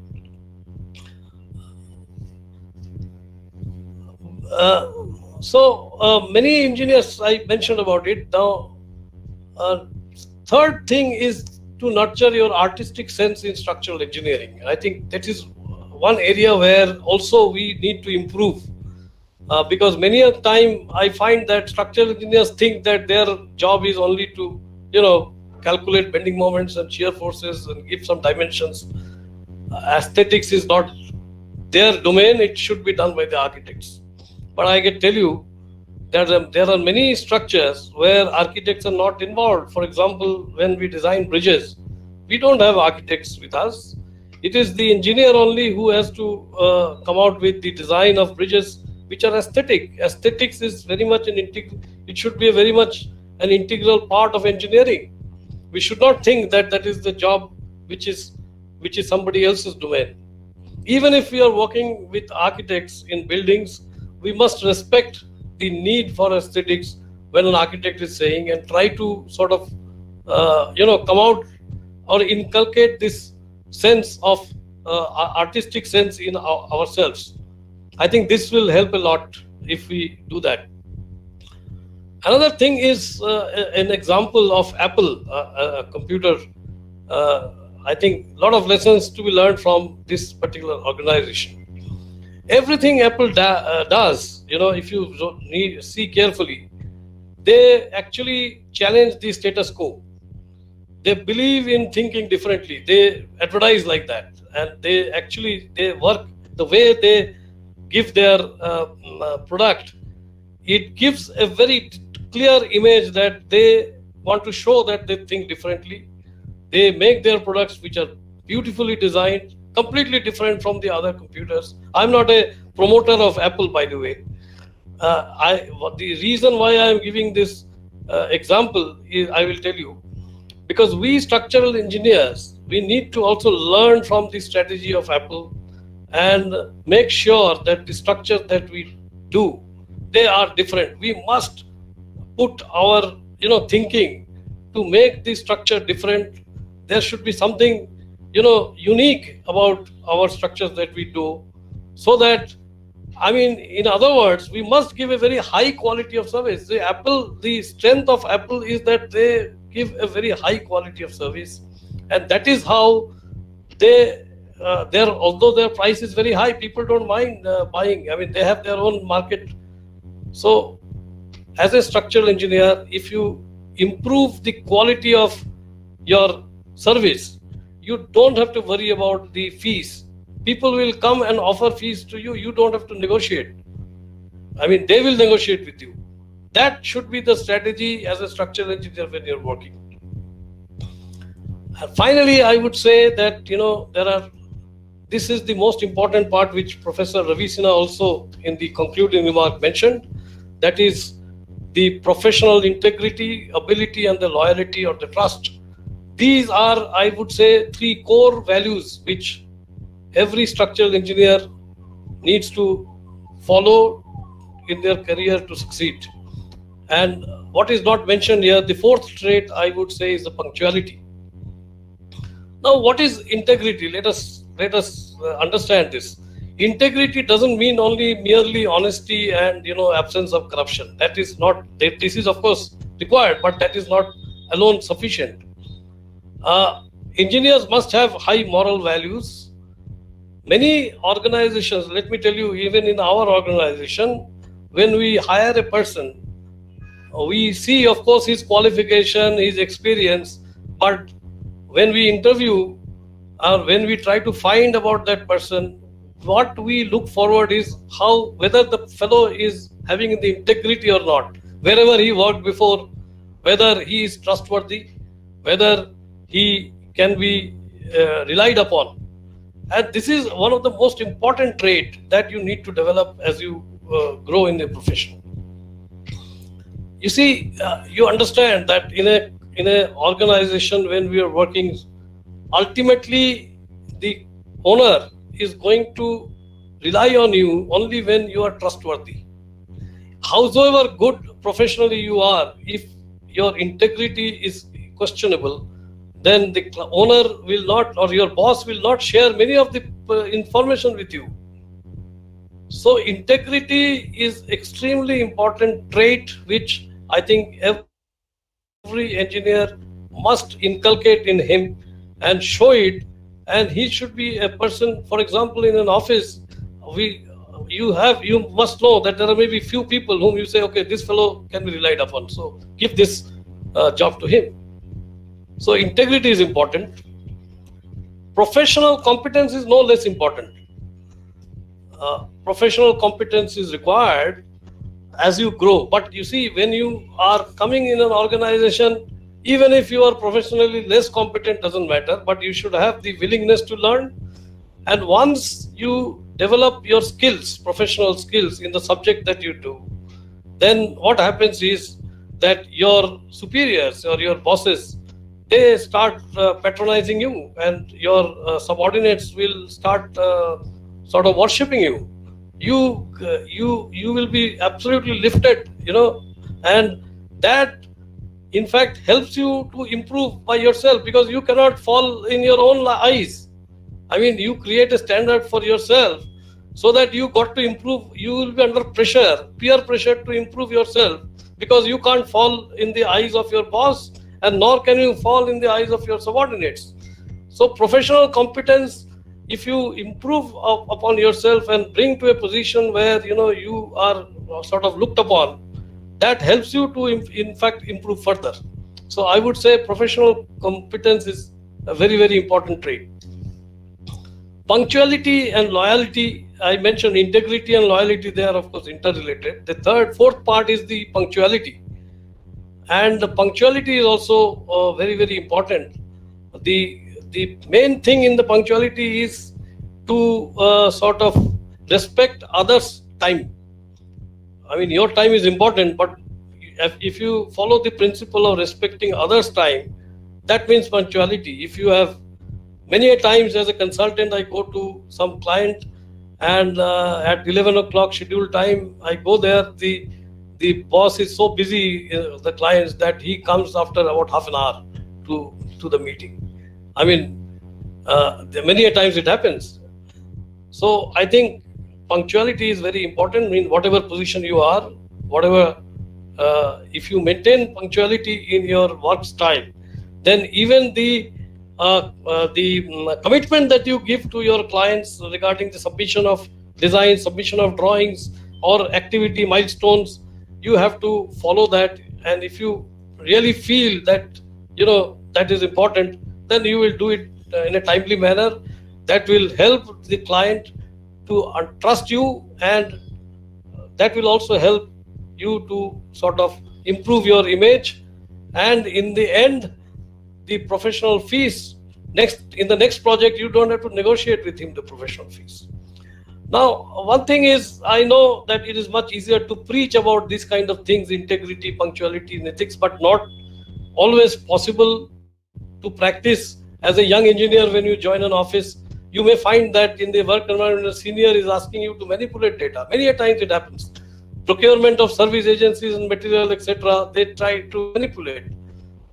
The expert CV or company credentials are manipulated. You may face this kind of a problem, and oftentimes you may not be able to refuse doing such jobs if you want to survive in that office. But here comes your human engineering skill. How best, without sort of making your boss angry, how can you sort of derive the results, outcome, and remain ethical, remain loyal, but at the same time you are not hurting him. How do you do it is a human engineering skill. The best way to learn is by practice only. You keep practicing, keep your ears, keep your eyes open, and keep your mind, most importantly, keep your mind open. You should be able to do that.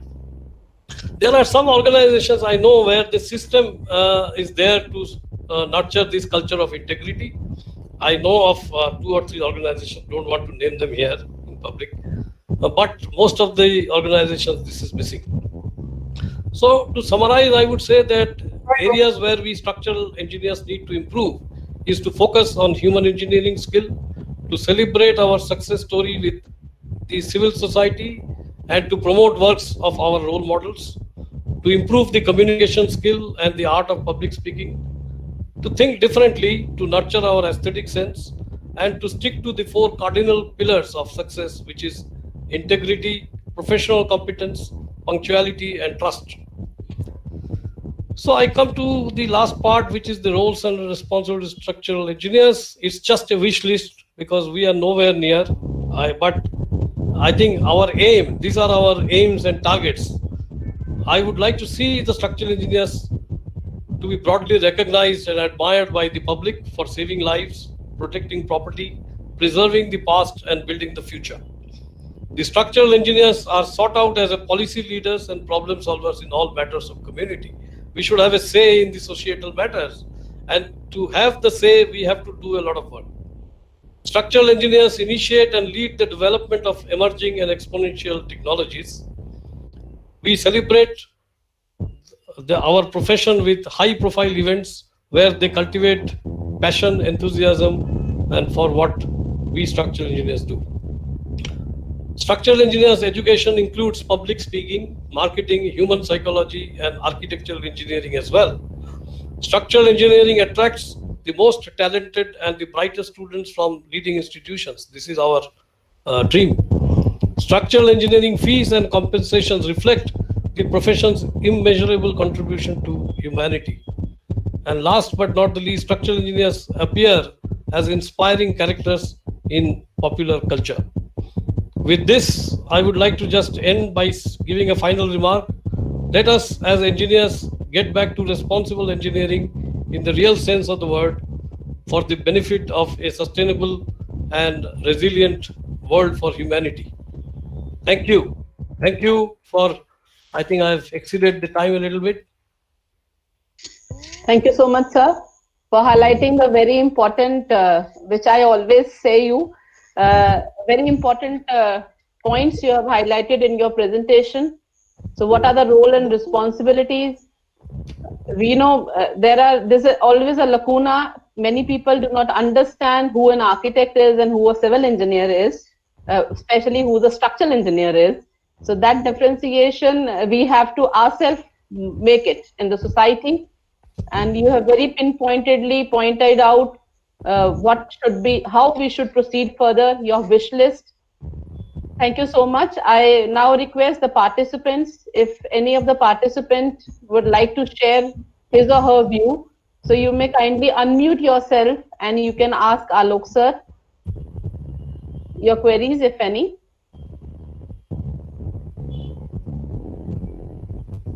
If any of the participants would like to share his or her views on the same topic, on with the role of the responsibility of a structural engineer in the society, you are free, kindly free to do so.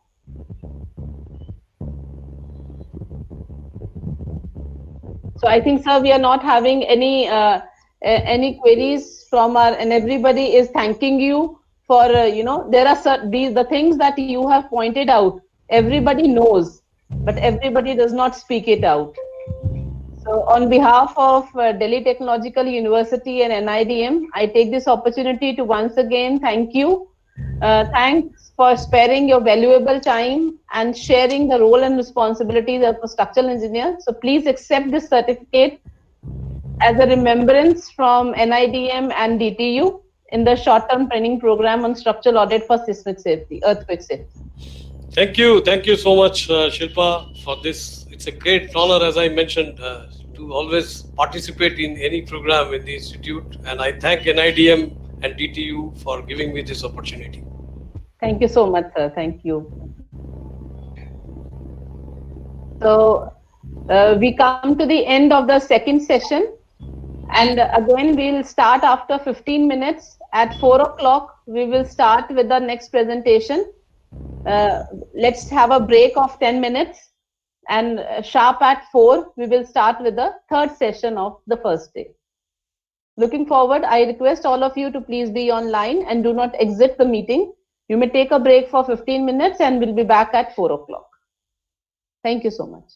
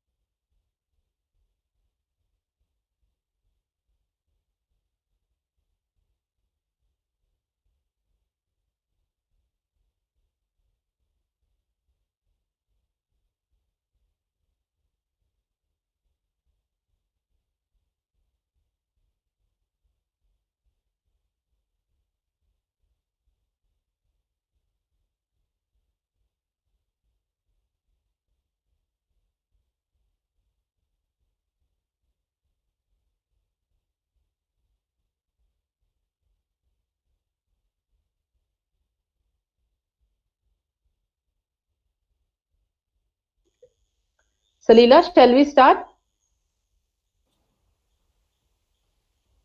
Salila.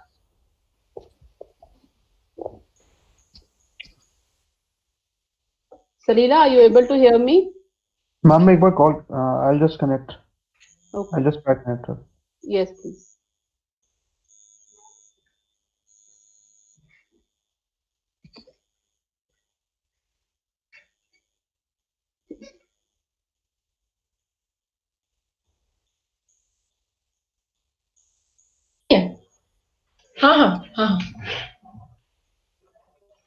Yes, ma'am. Yes, shall we start, Salila? Yes, ma'am. Yes, please. Yes, ma'am.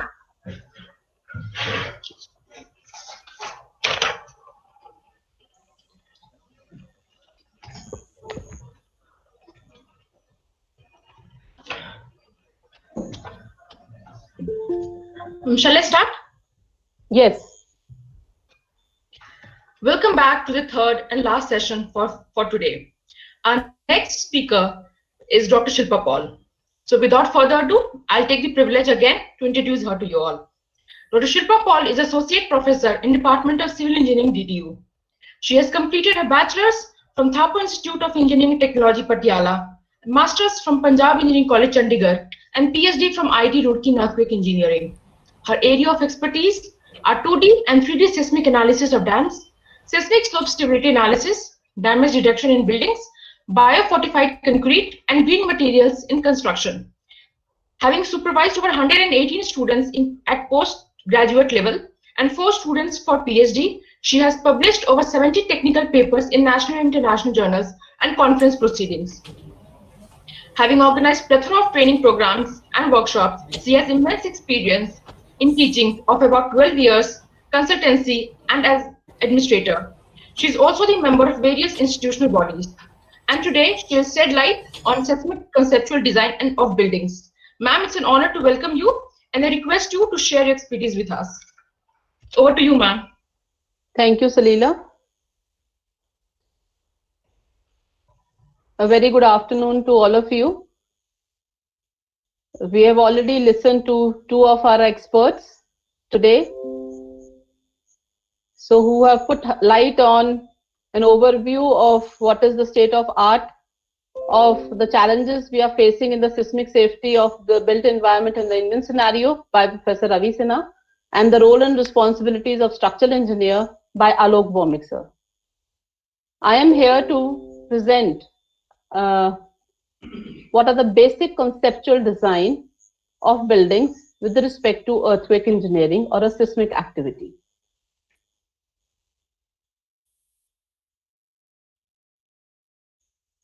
We have various codes. I would first like to put up a list of the revisions, the recent revisions of the IS codes. We have the IS 1893 part 1, sorry, which has been recently revised in the year 2016. Then we have IS 13920, which has also been revised in the year 2016. That is the ductile detailing code. Then we have IS 43260, that is the code of practice for earthquake resistant design and construction of buildings. It was revised in the year 2013. And then the revision of IS 1893 part 4, that is the criteria for earthquake resistant design of structures on industrial structures, including stack-like structures, which has been revised in the year 2015. What is our codal design philosophy? So the codal, what the code says, the elastic design for very high lateral force due to major earthquakes, which will be very, very uneconomical. An economically acceptable design under seismic earthquake can be achieved by allowing the structure to undergo the limited damage without the collapse. We do not want our structure to collapse, but we can allow for a suitable damage to take place in our structure. And then we can check that is our building resistant for the infrequent, most severe earthquakes, allowing the limited damage without the collapse, which may occur in a useful lifetime of a structure once. And to account for this, the ductility parameter has been added. This figure, I think, will clarify what I'm talking about, that our code has moved from the post-phase design, to the displacement design. When we talk about the elastic, the stress strain curve, which we are all familiar with, that if we say that if this is the displacement we want to allow for a structure, then this is the force a structure should be designed for. So then that is, we are designing a structure for the force which is once in a lifetime. Instead of that, instead of making it from the force base, let's move to the displacement base, where we say let us reduce the force from this amount, this parameter, let us reduce it. We design a building for this force, and it can undergo the displacement. So that means the equivalent, that is the equivalence of the displacement and the behavior factor. So we reduce the force, that is called the response reduction factor, and we design our building for this force and allowing for the displacement. So more economical design can be achieved by making use of the ductility of the structure and overstrength to reduce the force demand. This figure also makes it more clear that this is the force that for which is the maximum force for the structure to remain in the elastic range. But when we design a structure, when we reduce the force, we can achieve much more ductility, and the structure can be designed for a minimum force. So what is the earthquake resistant design philosophy? Structure should sustain no structural damage under minor shaking. It can go to minor structural damage under shocks of modern intensity and without collapse to the severe shocks. So that is the basic design philosophy for an earthquake resistant structure. And then this is another diagrammatical view in terms of the stress strain curve, where we say that if we are going to design a structure, that is a performance level, in terms of the performance level. If we say that we want a structure to be immediately occupied after an earthquake, so that is the level for which we should design a structure. If we want that, okay, the life safety should be there, then this is the performance level for which we should design a structure. And if we want the structural stability level should be there, that we don't want a structure to collapse, but it should be structurally stable, then this is the performance level for which we want to design. So these are the capacity curves. I'm not going into the design, I'm just telling you about the basic concept. So once we are able to identify that for which performance level we want to design, then the client or the designer can ascertain the expected performance of the building under the design earthquake, and therefore can decide upon the level of the safety and the economy of the structure much better for which the structure needs to be designed. We do not want to make for earthquake proof. We want our structures to be earthquake resistant. That's what we have to keep it in our mind. And remember, earthquakes do not kill people. It is the buildings which kill the people under the seismic activity. And what are the common failures which occur after the earthquake or a seismic activity takes place?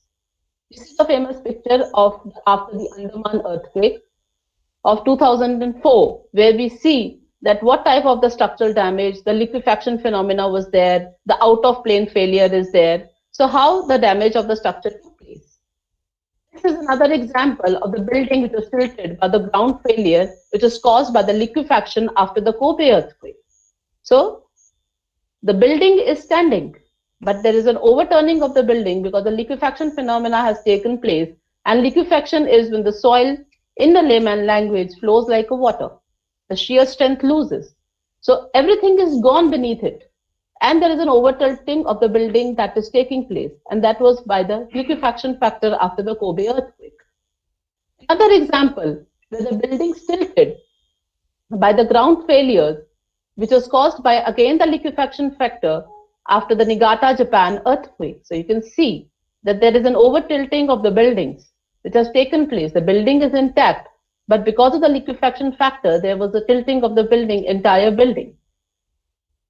Another example of the overturning of a multi-storied RC frame building. So you see the building is intact, but there is an overturning of a building. Such type of failures which we normally see. Just where an RCC tower, which is just collapsed, okay, Marshall Tower collapsed, a RC frame building in Islamabad after the Islamabad earthquake. This building, this picture shows, this was not yet even occupied when the earthquake took place. So because of the relatively large height to the width ratio, so that there was a tilting of the earth building that took place. So where are we failing in our basic conceptual design? We are failing in our basic concepts. Then a picture showing a badly damaged shear wall building after the seismic activity. Damage of the soft story, which has been supported here after the Buddha earthquake. Short column effect, where the crushing is more dominant than the buckling, where we see that the crushing, this is called the short column effect. This is all the situation after the seismic activity. Again, the lack of the shear reinforcement. You have the longitudinal reinforcement, but the shear reinforcement is not that enough. The transverse reinforcement, which we call, is not that enough to hold the longitudinal bars. Again, the lack of confining reinforcement. So there is no reinforcement which confines this longitudinal bars. As a result of it, they have buckled. So the buckling of the main reinforcement took place because of the lack of the confining reinforcement. So this is the slide shows, you can see that if you have, which is a very, very common practice and a very common point when we always go to the construction site, we keep on repeating because but the reason is that we do not have the skilled manpower on the site. They do not know what is the importance of these hooks. They do not know what is the importance of this length. They do not know. They say, okay, we have been told to bend it like this. So the lateral reinforcement, they are bending it like this. As a result of it, when the concrete goes out, this opens up. The confinement which is being provided to the longitudinal reinforcement is gone. So the encourage of the stirrups, which has been provided as far as via IS 13920, that the stirrup should bend at 135 degree with a length of 10 D. Another example of the lack of encourage. Improper splicing. So these are the common damages which we encounter after every earthquake. Then the question comes, what are the desirable attributes of an earthquake-resistant building? The first is the robust structural configuration. Then at least a minimum lateral stiffness, minimum lateral strength, and adequate ductility. So if we have these 4 attributes, then at least we can say that our building is earthquake resistant. Now let's understand how we can reach to these attributes. The first and the foremost, which I think is the continuous load path. Yeah, how the load distribution takes place from the top to the bottom. Like I give an example of what are the principles of surveying. In the principle of surveying, we have that the principle is work from whole to part, but actually we work from part to whole. The same is that whenever we construct a building, we go from bottom to the top, but the load transfer phenomena is what it takes from top to bottom, and each and every part. We don't say entire building, but the load transfer phenomena takes from one part to the another part. So here we can say, see, if in a plan there is a proper load distribution to the walls, and then from the columns, or you can say the slab. Then the slab, it comes to the beams. From beams, it comes to the columns, and the columns from it comes to the footing. So if you have a continuous load path of the load distribution, if you take a slab, so the slab distribution, we know how the load phenomena is there. The load comes onto the beam. Okay, this beam, the load transfers onto the column load then transfers onto the footing below. So if there is a disturbance in this distribution of the continuous load to the bottom, there is bound to be the stress concentrations. And wherever we are going to have the stress concentration, the hinges are going to be formed and it is liable to get damaged.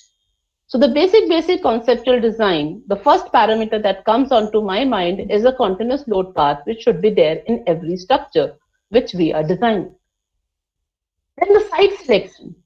During the site selection, if at the planning stage, okay, we are on the plain ground, it's well and good, far behind, then we have to go to the geotechnical parameters. Whether you are on alluvial soil, what is the safe bearing capacity of the soil? But let's say you are on a steep slope. then your building should be sufficiently away from the steep slopes if it is possible. But if it is, then when you are building, wherever you are constructing your house, is it on the filled up soil? That question should be pointed out. If we're not able to avoid it, that we have to have a structure here. And we civil engineers, we have to find out a solution, and that is what they're for. Then the foundation, if you have to rest the foundation on this soil, then you should either go for raft or we should go for the pile foundation. Another is, we should never construct a building. You cannot say that we should never construct a building where the soil is liquefiable. But if you are constructing a soil on a liquefiable soil, the choice of the foundation should be correct. We should either go for a raft foundation or we should go for pile foundation. So that is where the structure will be able to survive. Another is simplicity. Every earthquake in rock mechanics, being a person working in the field of rock mechanics, whenever we do the analysis, we always say that keep the model as simple as possible. Same holds good when we talk about the seismic activity. Keep the structure, the simplest structure, always have the greatest chance of survival. What are the reasons? There are very obvious reasons. First is our ability to understand the overall behavior of a simple structure, then that of a complex structure.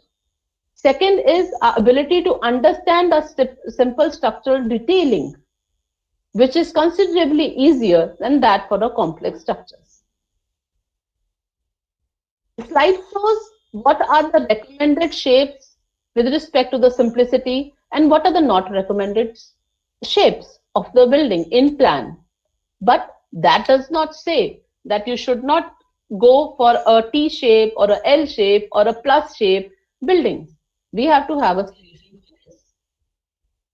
You see, this is another example of the building failure after the Andaman earthquake of 2004. Such type of a failure which were very common after that. Again, another failure at the beam column junction. The column failure is there. So what it tells us, there are two concepts. We have horizontal members that are beams. We have vertical members that are columns in our structure. How they should be connected, which should be stronger, which should be weaker. So we have a combination of framed structure is a combination of the horizontal and the vertical members, the beams and the columns. The earlier times, it was weak column and a strong beam concept. But it is not recommended under the seismic activity.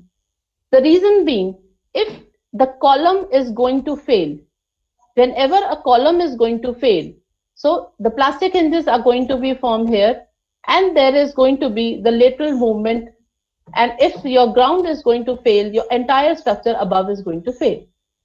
But if your beam, you allow your beam, there will be the hinges which are going to be formed here. So it is in a local area, the failure of a beam as compared to the column. So the beam, we can allow it to fail because it will have sufficient ductility. But the column, we cannot allow it to fail because when a column is going to fail, this is going to be the failure mode. And your entire structure is going to fail. So we should not go for a weak column, strong beam concept. We should always go for a strong column, weak beam concept. And when a strong column, weak beam concept is there, this is how the failure pattern is going to be there, and a structure is still going to survive. It is not going to fail. And many of you might be aware, but the people who are not aware, under the Buddha earthquake, there were many failures of the soft story. This is called a what is another concept which is called a soft story. But the soft story is that which we also in the multi-storied buildings, we have the area for car parking. So that is called the soft story concept. And for the concept which the engineers designed at that time was that if the seismic activity is going to be there, and if we have less number of elements which are going to come in contact with the ground, then less amount of force will be transferred onto the structure. And if the less amount of force is going to be transferred onto the structure, then the structure is going to be safe. But that all went wrong after the Bhuj earthquake. The seismic activity is a seismic activity. It transferred the entire load to the structure which was there above it. As a result of it, the columns failed. And when the columns failed, it led to the failure of the structures after the Bhuj earthquake. This is another example after the Turkey earthquake where there was a weak column and a strong beam. This is how the failure pattern takes place. Another example after the Simbam earthquake of 2011. Again, an example of a weak column, strong beam concept, where the building failed because of this. Another after the Bhuj earthquake, this is the soft story concept, where the area for the parking is there. So as I discussed, the columns were weak. As a result, the failure took place of the entire structure. Then is the short column, which is another example which we always encounter. So these short columns which are there, which are formed in the framed structures, which are liable to be crushed during the seismic activity, and the buckling of the longitudinal reinforcement is going to take place. This is example which was encountered after the Bhuj earthquake of 2001.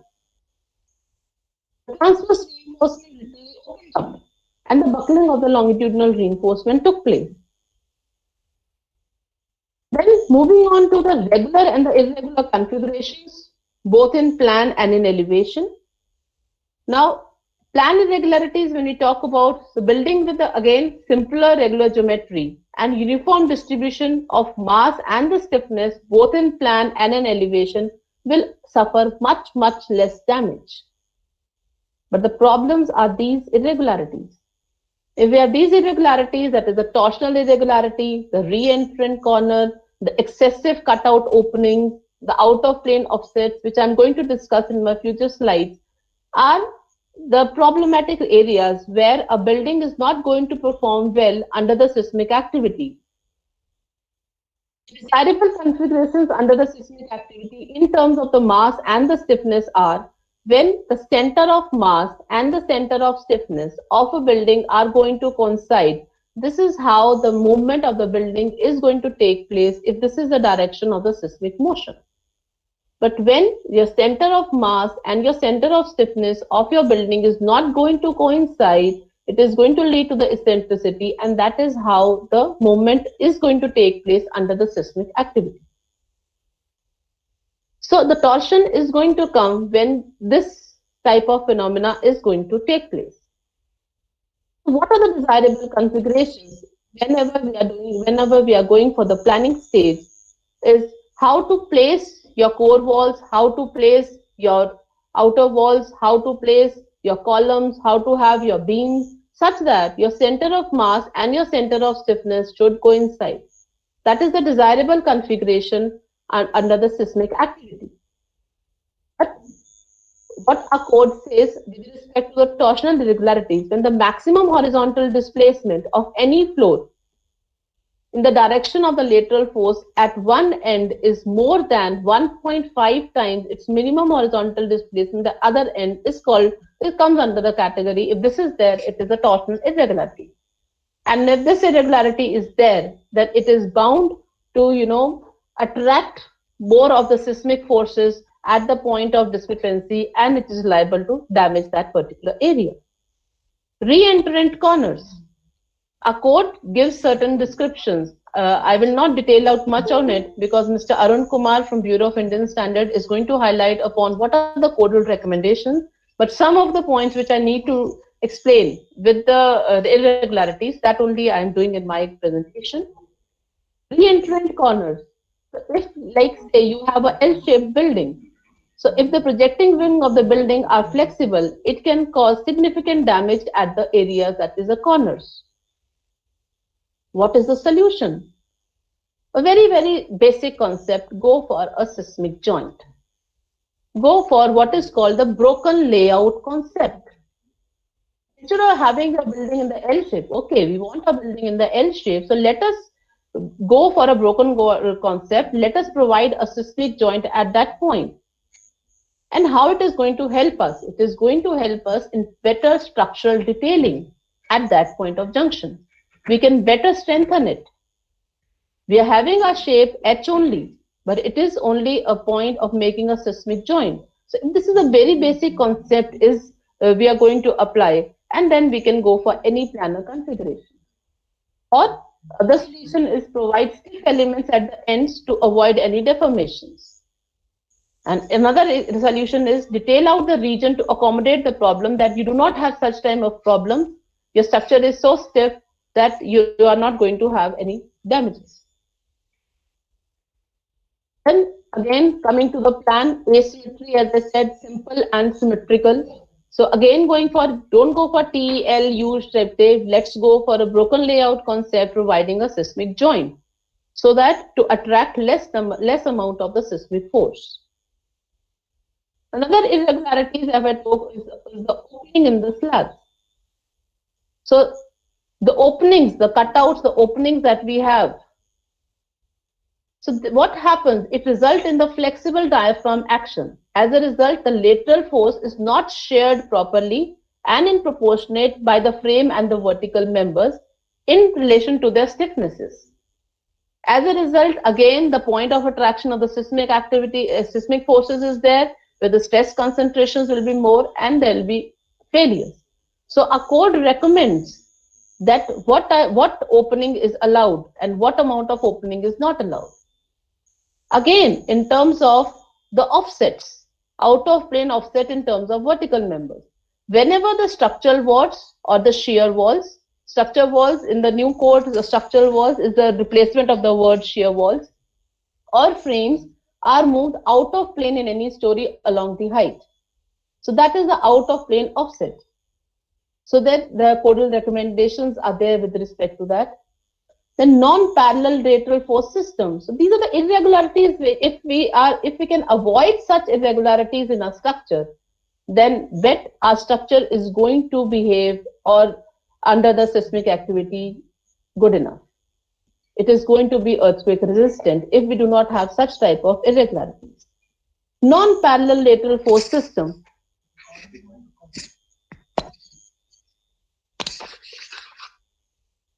Buildings and non-parallel lateral force system. Buildings undergo complex behavior when they do not have the lateral force resisting systems which are oriented along the two orthogonal directions. If you do not have them which are parallel to it, again they result in the building undergoing the complex behavior. This is all about the plan irregularities. Then coming over to the vertical irregularities. Let's talk about in terms of strength and stiffness. So in terms of stiffness, when we say that the lateral stiffness of the story below is less than that of the story above, that is the stiffness irregularity along the height. You can see this is the height of the building here. This is the height of the next story. So there's a change in the stiffness. This column is not projecting downwards. In the elevation, there's a change in the stiffness. Here, this is the column height. Again, in this story level, this is the column height. And another irregularity is when you have, now our new code says that we should always, like as a structural engineers, till now we were all designing our buildings bare frame. We were not taking the effect of the reinforced masonry. But our code now says that the building should be analyzed not as a bare frame, but the frames with URM. And if it exceeds the capacity and the drift, that is the inter-story drift or the displacement between the two stories which is allowed is 0.2%. So these type of irregularities, if are there, then our structure is liable to be damaged. So we should avoid such type of irregularities in our structures. I think this has been misplaced, which we were discussing below. So which I have already discussed. I will just skip this. But how we can, soft theory which I have already discussed. So if we want to stiffen our structure, so then let's see, this is an example, which is a common type of the figure that we always see in a multi-story where we have a good parking lot, okay? But now it is mandatory to provide the RC walls in such buildings so that we can provide the lateral stiffness so such that the building behaves properly under the seismic activity. So this is how we can see that how the stiffness can be provided by the structural walls. So what we say with respect to RC structural walls with open stories are that RC movement resisting frame buildings which have open stories, they become flexible and weak. In such buildings, suitable measures shall be adopted both to increase the stiffness and the strength, and that measure should be taken in both the principal directions, the X direction and the Z direction, and Y is what is called the vertical direction.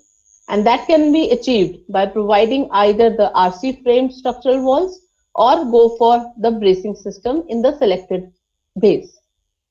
And when RC structural walls are not provided, they are designed such that the building does not have additional irregularity. When you are providing such structural walls, then we should see that after providing the structural walls, they should not add to the torsional irregularity. And after providing the structural walls, are the lateral stiffness and the lateral strength within the limits as has been provided by the codes?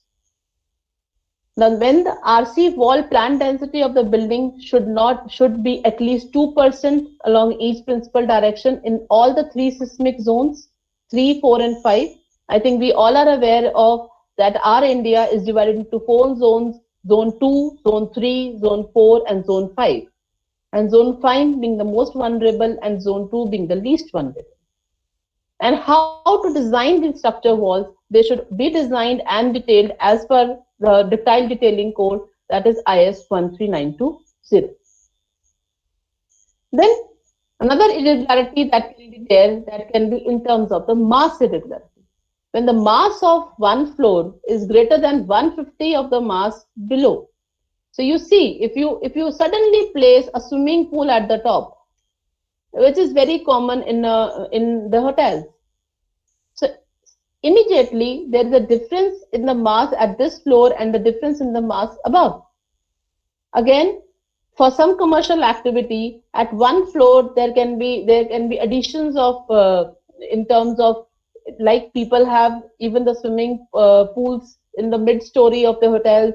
So there can be change in the mass between the stories. So such type of mass irregularities are going to attract the seismic forces. So large water tanks should be avoided, small water tanks should be provided, and that too with the proper encourage, the proper framing system. The swimming pools at the tops, the water tanks which have been placed. So this is another example where because of the mass irregularity there was a failure of the water tank at the roof after the Bhuj earthquake 2001. Again, let's see an example of the heavy mass at the top. So such type of structures where we are going to have such type of mass irregularities are going to attract more seismic forces. Vertical geometrical irregularities. So when you have a vertical irregularities, which code has very nicely presented us, explained us what are irregularities both in plan and in elevation. It is we structural engineers which we need to see that what type of irregularities should be avoided in the structures when we are designing it. So vertical irregularity shall be considered when the horizontal dimension of the lateral force resisting system in any structure is greater than 125% of the story below. So these irregularities if you are having, so there are the limits. If it is greater than this, then it accounts for the vertical geometrical irregularities. And I think as a structural engineer, we can avoid such type of geometrical irregularities if we are aware of. And we know the consequences that if these type of irregularities are there under the seismic activity, they are going to attract more seismic forces.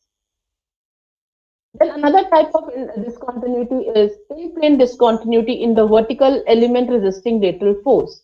When the in-plane offsets of the lateral force resisting system is greater than 20% of the plan length of those elements. So if you are going to have such type of a structure, then that accounts for the vertical irregularities. In terms of strength, when the lateral strength of one story is less than that of the story above, again is in terms of the strength irregularity. So if we are able to avoid such type of irregularities in our structure, we can probably make a structure earthquake resistant. Floating or the stub columns. which is a very common phenomena. You go out in the market, where the commercial activities are going on the ground floor, and the people make their residences at the top, and then they have this area coming up where you have, and they start making the columns above without thinking where is the conceptual load path, how this load is going to get transferred onto the ground. So when we are going to have, obviously the stress concentrations are liable going to happen there under the seismic activity, and it is bound to get failure.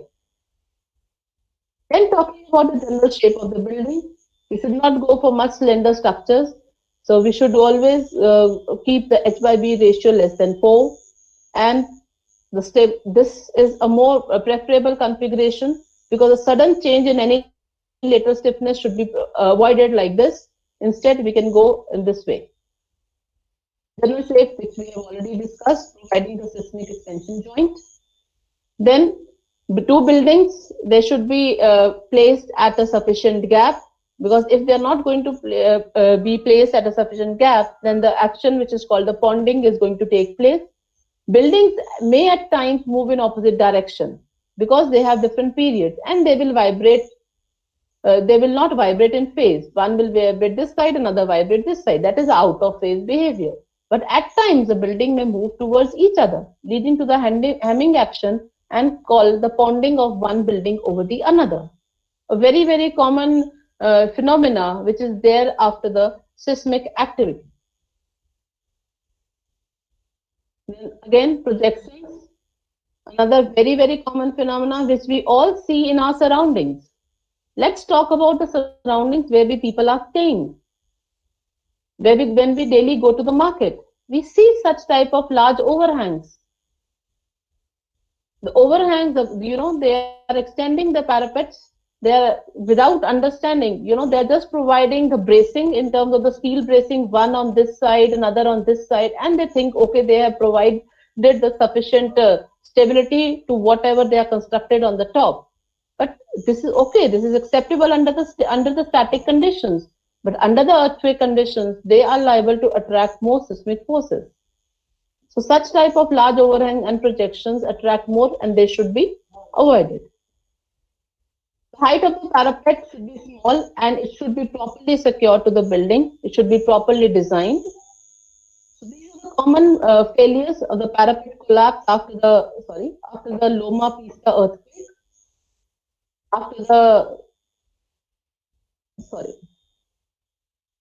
Parapet failure after the Oregon earthquake. So parapets, even if it is not a structural element, the non-structural element should also be designed. And Professor Chandan Ghosh is going to put more light on how the non-structural elements play a very important role under the seismic activity. Then, after learning about the plan irregularities, the vertical irregularities, the continuous load path, about the short column effect, about the soft story, we have to provide a structure, make a structure more ductile. Then only we can go to the displacement based design. And if we have to make our structure as per the IS more ductile, then all the recommendations which have been given by IS 13920, that is the ductile detailing code, should be taken up.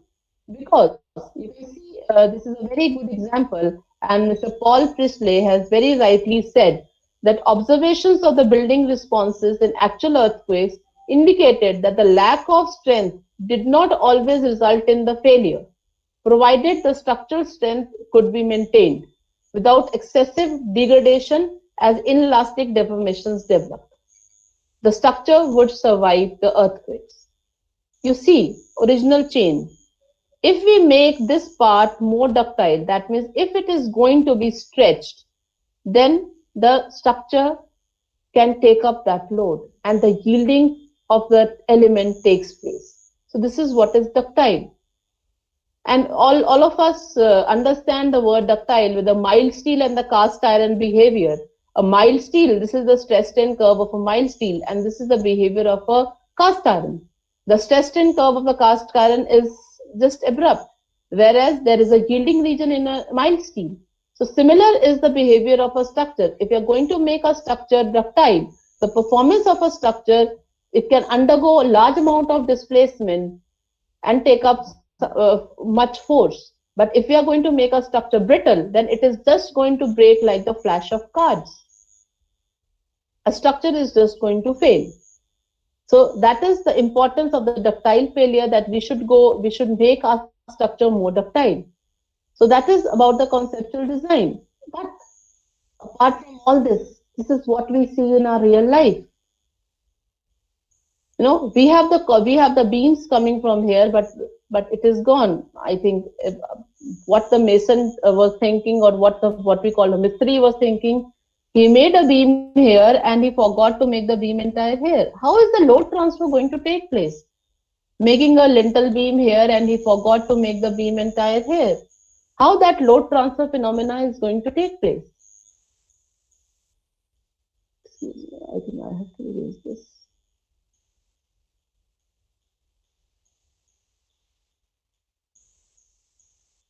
Then again, the column, this is a floating column. The column is going on like this. God knows how this load is going to be distributed onto the ground. So non-engineered construction, okay, people want to build, they will not, as Alok sir has said. Who is a structural engineer? People don't know. Even in our families, I find it very difficult to make my own family understand that, you know, you just cannot call a mistri and say, okay, we want to make a one-story high, we want to make a story from a single story to a double-story house. They will not consult, okay, they say, there's no need of an structural engineer. Wo kya hota hai? Even if they want to renovate a house, they'll say, okay, architect se pooch lete hain ki kaise karna hai. The architect is not a structural engineer. Architect is not a civil engineer. But everybody knows about an architect. Nobody knows about the structural engineer. So another example, the columns at the top, these columns, God forbid, where their load is going to take place, where their load is going to be distributed onto the ground. So if such type of non-engineered construction is going to take place, then I say that what the codes are going to do. Codes are saying many things about to make your structure earthquake resistant. But if these type of non-engineered construction is going to take place in the area around us, then under the seismic activity, it is bound to fail.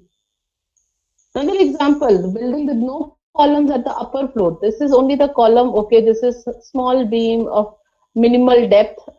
Okay, there is no column at the top. How the load from the top is going to go to the bottom? And you know, the plastering is going to be there above it, then nobody knows what type of the structural system is there. And only after the earthquake comes, okay, then they say, okay, this building has failed, this building has failed. So that is the hue and cry that then we have after the seismic activity. But if the simple, not forget about what the code says, but if the simple concept, I have just received a message, is my voice, I'm not audible? I'm audible. I think, Dhawan sir, it might be an issue of internet at your point. Thank you. There must be some issue at your end, Dhawan sir. So you do not have the buildings above, columns above. So then how the load distribution is going to take place, God forbid. Then the offsets, the beam column offsets. No, I don't know how the engineers built such type of a structure. How can they even think of, you know, the beam and the column and, you know, the intersection of the beams and your columns are going to, you know, they are bound to attract more of the seismic forces under the seismic activity. And this type of failure is, failure is going to, bound to take place under such structures. This is the adjacent structures. So, this is what we see. You have a RCC frame structure and then you have a steel structure besides it. They have just connected it. Then the seismic joint or the expansion joints, which commonly we people are aware of, they are non-functional. You have an expansional joint, but it is not functional. Then the staircase, you do not have a seismic gap. The gap is not there. You have a monolith staircase, and the areas, the junctions where the shear cracks are going to take place under the lateral force takes place under the when you have such type of a structure. To summarize, what are the virtues of an earthquake resistant design? The characteristic of a building. Make your building simple, a symmetrical structure. If you cannot make a symmetrical structure, go for the broken layout concept. Structure should have the structural stiffness. It should have sufficient strength. The ductility, the most prime factor for going from the forced base to the displacement base. And I say the most common aspect, if we are able to understand the continuous load path, then the structure which we are designing will be an earthquake resistant structure. So what becomes our responsibility? Let's join hands to how we can think of how we can stop the non-engineered construction. And as in Delhi, the Municipal Corporation of Delhi has put up a notice to all the structures, as Professor Raju Sarkar already has discussed about it in the inaugural ceremony. Now we have a chance. Let's do the proper structural audit of the buildings. And let's join hands to enforce the earthquake resistant construction, or at least have some features to improve or to ensure the performance of the building under the seismic activity. Because when an earthquake comes and after the relief arrives, who suffers? It is the victims who are suffering. 72 hours play a very, very important role after any activity. They are on their own, the people are hopeless. They don't have any shelter. They don't have anything to drink. They do not have anything to eat. So victims don't know how they should take care of themselves. So that, I said, that is always a possibility. Whereas survival is our choice. So let's join hands to make our India Shikshit, Swasth, Swachh, Swavalambi and a Sampann Bharat. Thank you for your kind attention. Thank you, Dr. Silpapar, for giving a tremendous knowledge sharing presentation with all of us participation. Because for the question raised by our participants, I'd like to put one by one. Probably you will be able to answer it definitely. So Waqar ul Islam has asked a question that what was the earlier philosophy behind weak column and strong beam design? Sir, as I have told you, as I have discussed it in my slide, that the concept was that let's make we do not want our beam to fail. Let the column fail. But when the column is going to fail, what is going to happen is where the column is, the plastic hinges are going to form, and when your column is going to fail, the lateral deformation is going to take place. So we should not go for a strong column, strong beam concept, because if we want to make a strong beam, the beam will not fail. Okay, but what about the column? How is the column? How the proper load distribution phenomena is going to take place? So that is a learning that has been there from us who have thought of making strong beam and a weak column. But after the earthquake, we have learned the concept that we can allow the failure to take place in the beam, but we cannot allow a column to fail. If the column is going to fail, the plastic hinges or the stress concentration is going to be there. If it fails, then the lateral deformation is going to take place under the seismic activity, and as a result, the failure of the entire structure will take place. Thank you, ma'am. Then another one, Dr. D.C. Mitra, he has mentioned one question that can non-conventional ductile detailing be adopted to less moderate seismic hazard zone areas? I mean, less stringent. If I understand it correctly, that they say that we should not in the seismic zone 2, what IS 456 says, we can go for it. But if we are designing a structure in zone 3, zone 4, and zone 5 to make a structure earthquake resistant, we should follow all the guidelines which have been provided in the ductile detailing code, that is IS 13920. Thank you, ma'am. Another friend, Arun Annamalai, has asked one question. that many architects prefer to go for irregular shaped design. For example, floating columns, large opening, etc. In those scenarios, how we can still comply with coded provision? Just to add my point, Arunji, please do remember that architecture's dream is a civil engineer's nightmare. So whether I'm saying about civil engineer in this case, whether it is a technical engineer or it's a structural engineers, because architects give his own imagination. Now we civil engineers need to do. So I do feel that Superman, please add some comments on these questions. What you have said, sir, in continuation, that as a teacher, teaching, I have faced this, I have seen this observation. It's my observation that when we teach an architectural student, they are least bothered about how the load transfer phenomena is going to take place. They are more, they think, okay, the aesthetics should be good.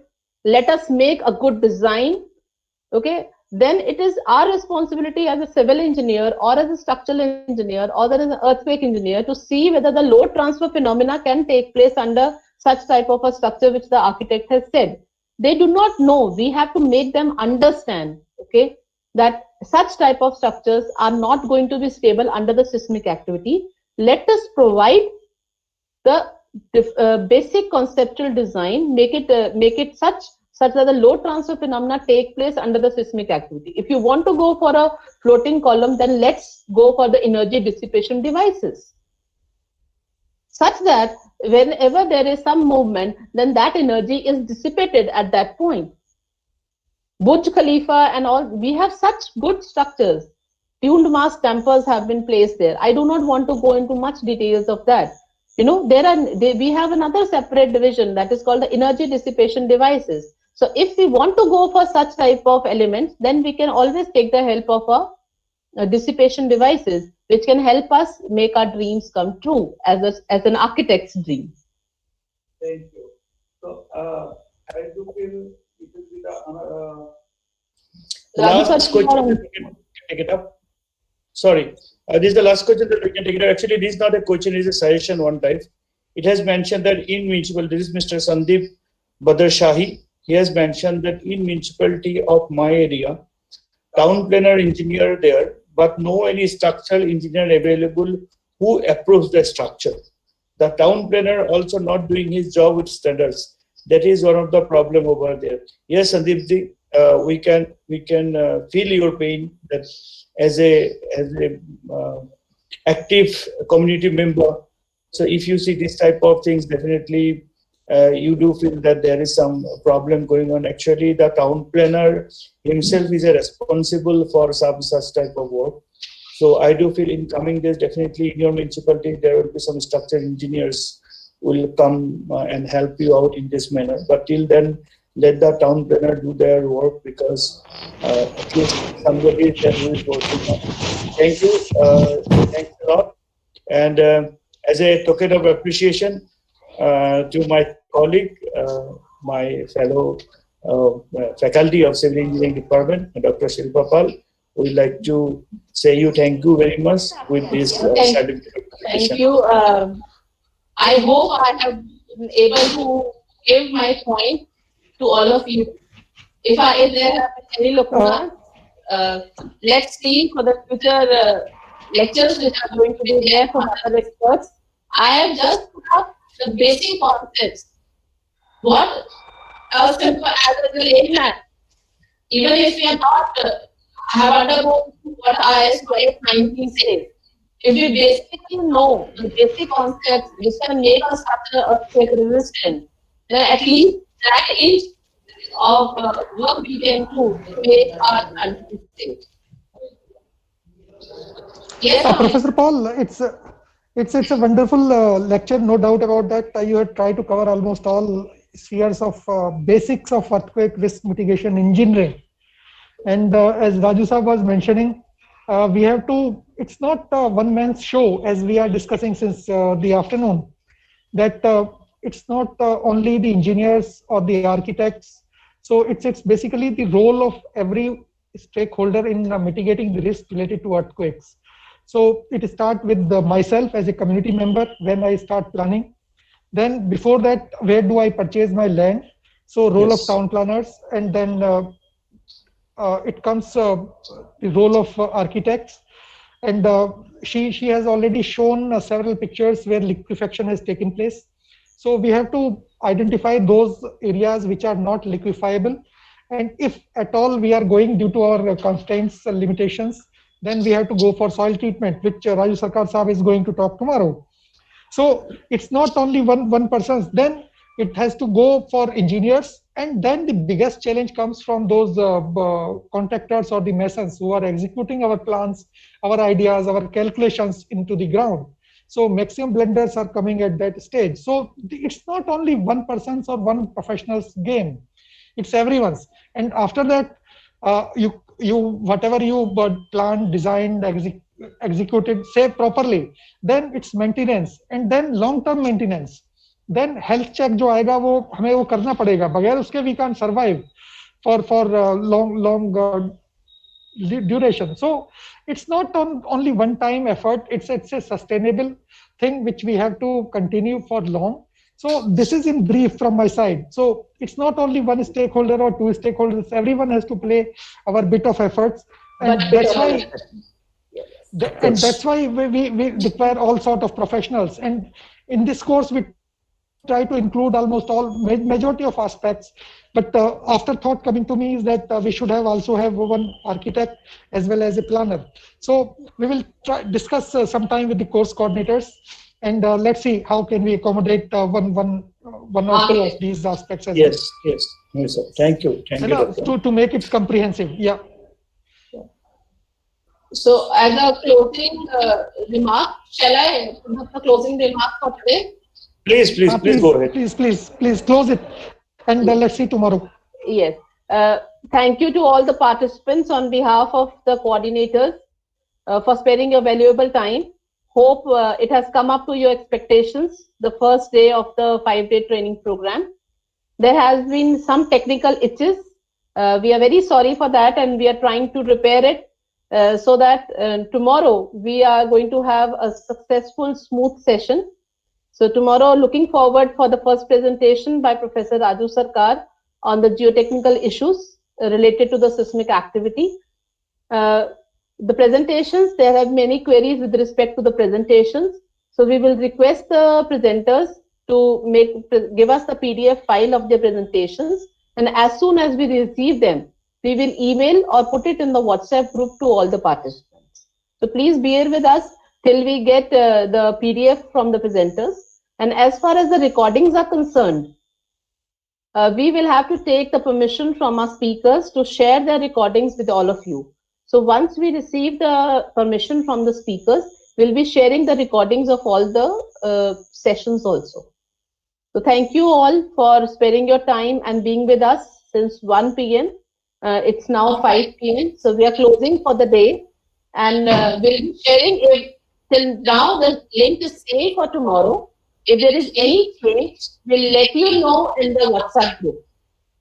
Looking forward to meet you all at 1:30 p.m. tomorrow. So closing the curtains for today. I wish you all a safe evening and be happy. And let's learn more tomorrow about this safety audit. Thank you. Thank you all. Thanks a lot. Looking forward to see you tomorrow. Thank you. There is a question by one of the participants. So the feedback is we are going to share at the last day. We are not going to have the feedback of each and every session. So we'll be having the feedback at the end. There will be an attendance to defer the daily. So it is not session-wise attendance. The attendance is day-wise. I hope all of you have marked your attendance. The attendance link was put up in the WhatsApp group also. Thank you so much.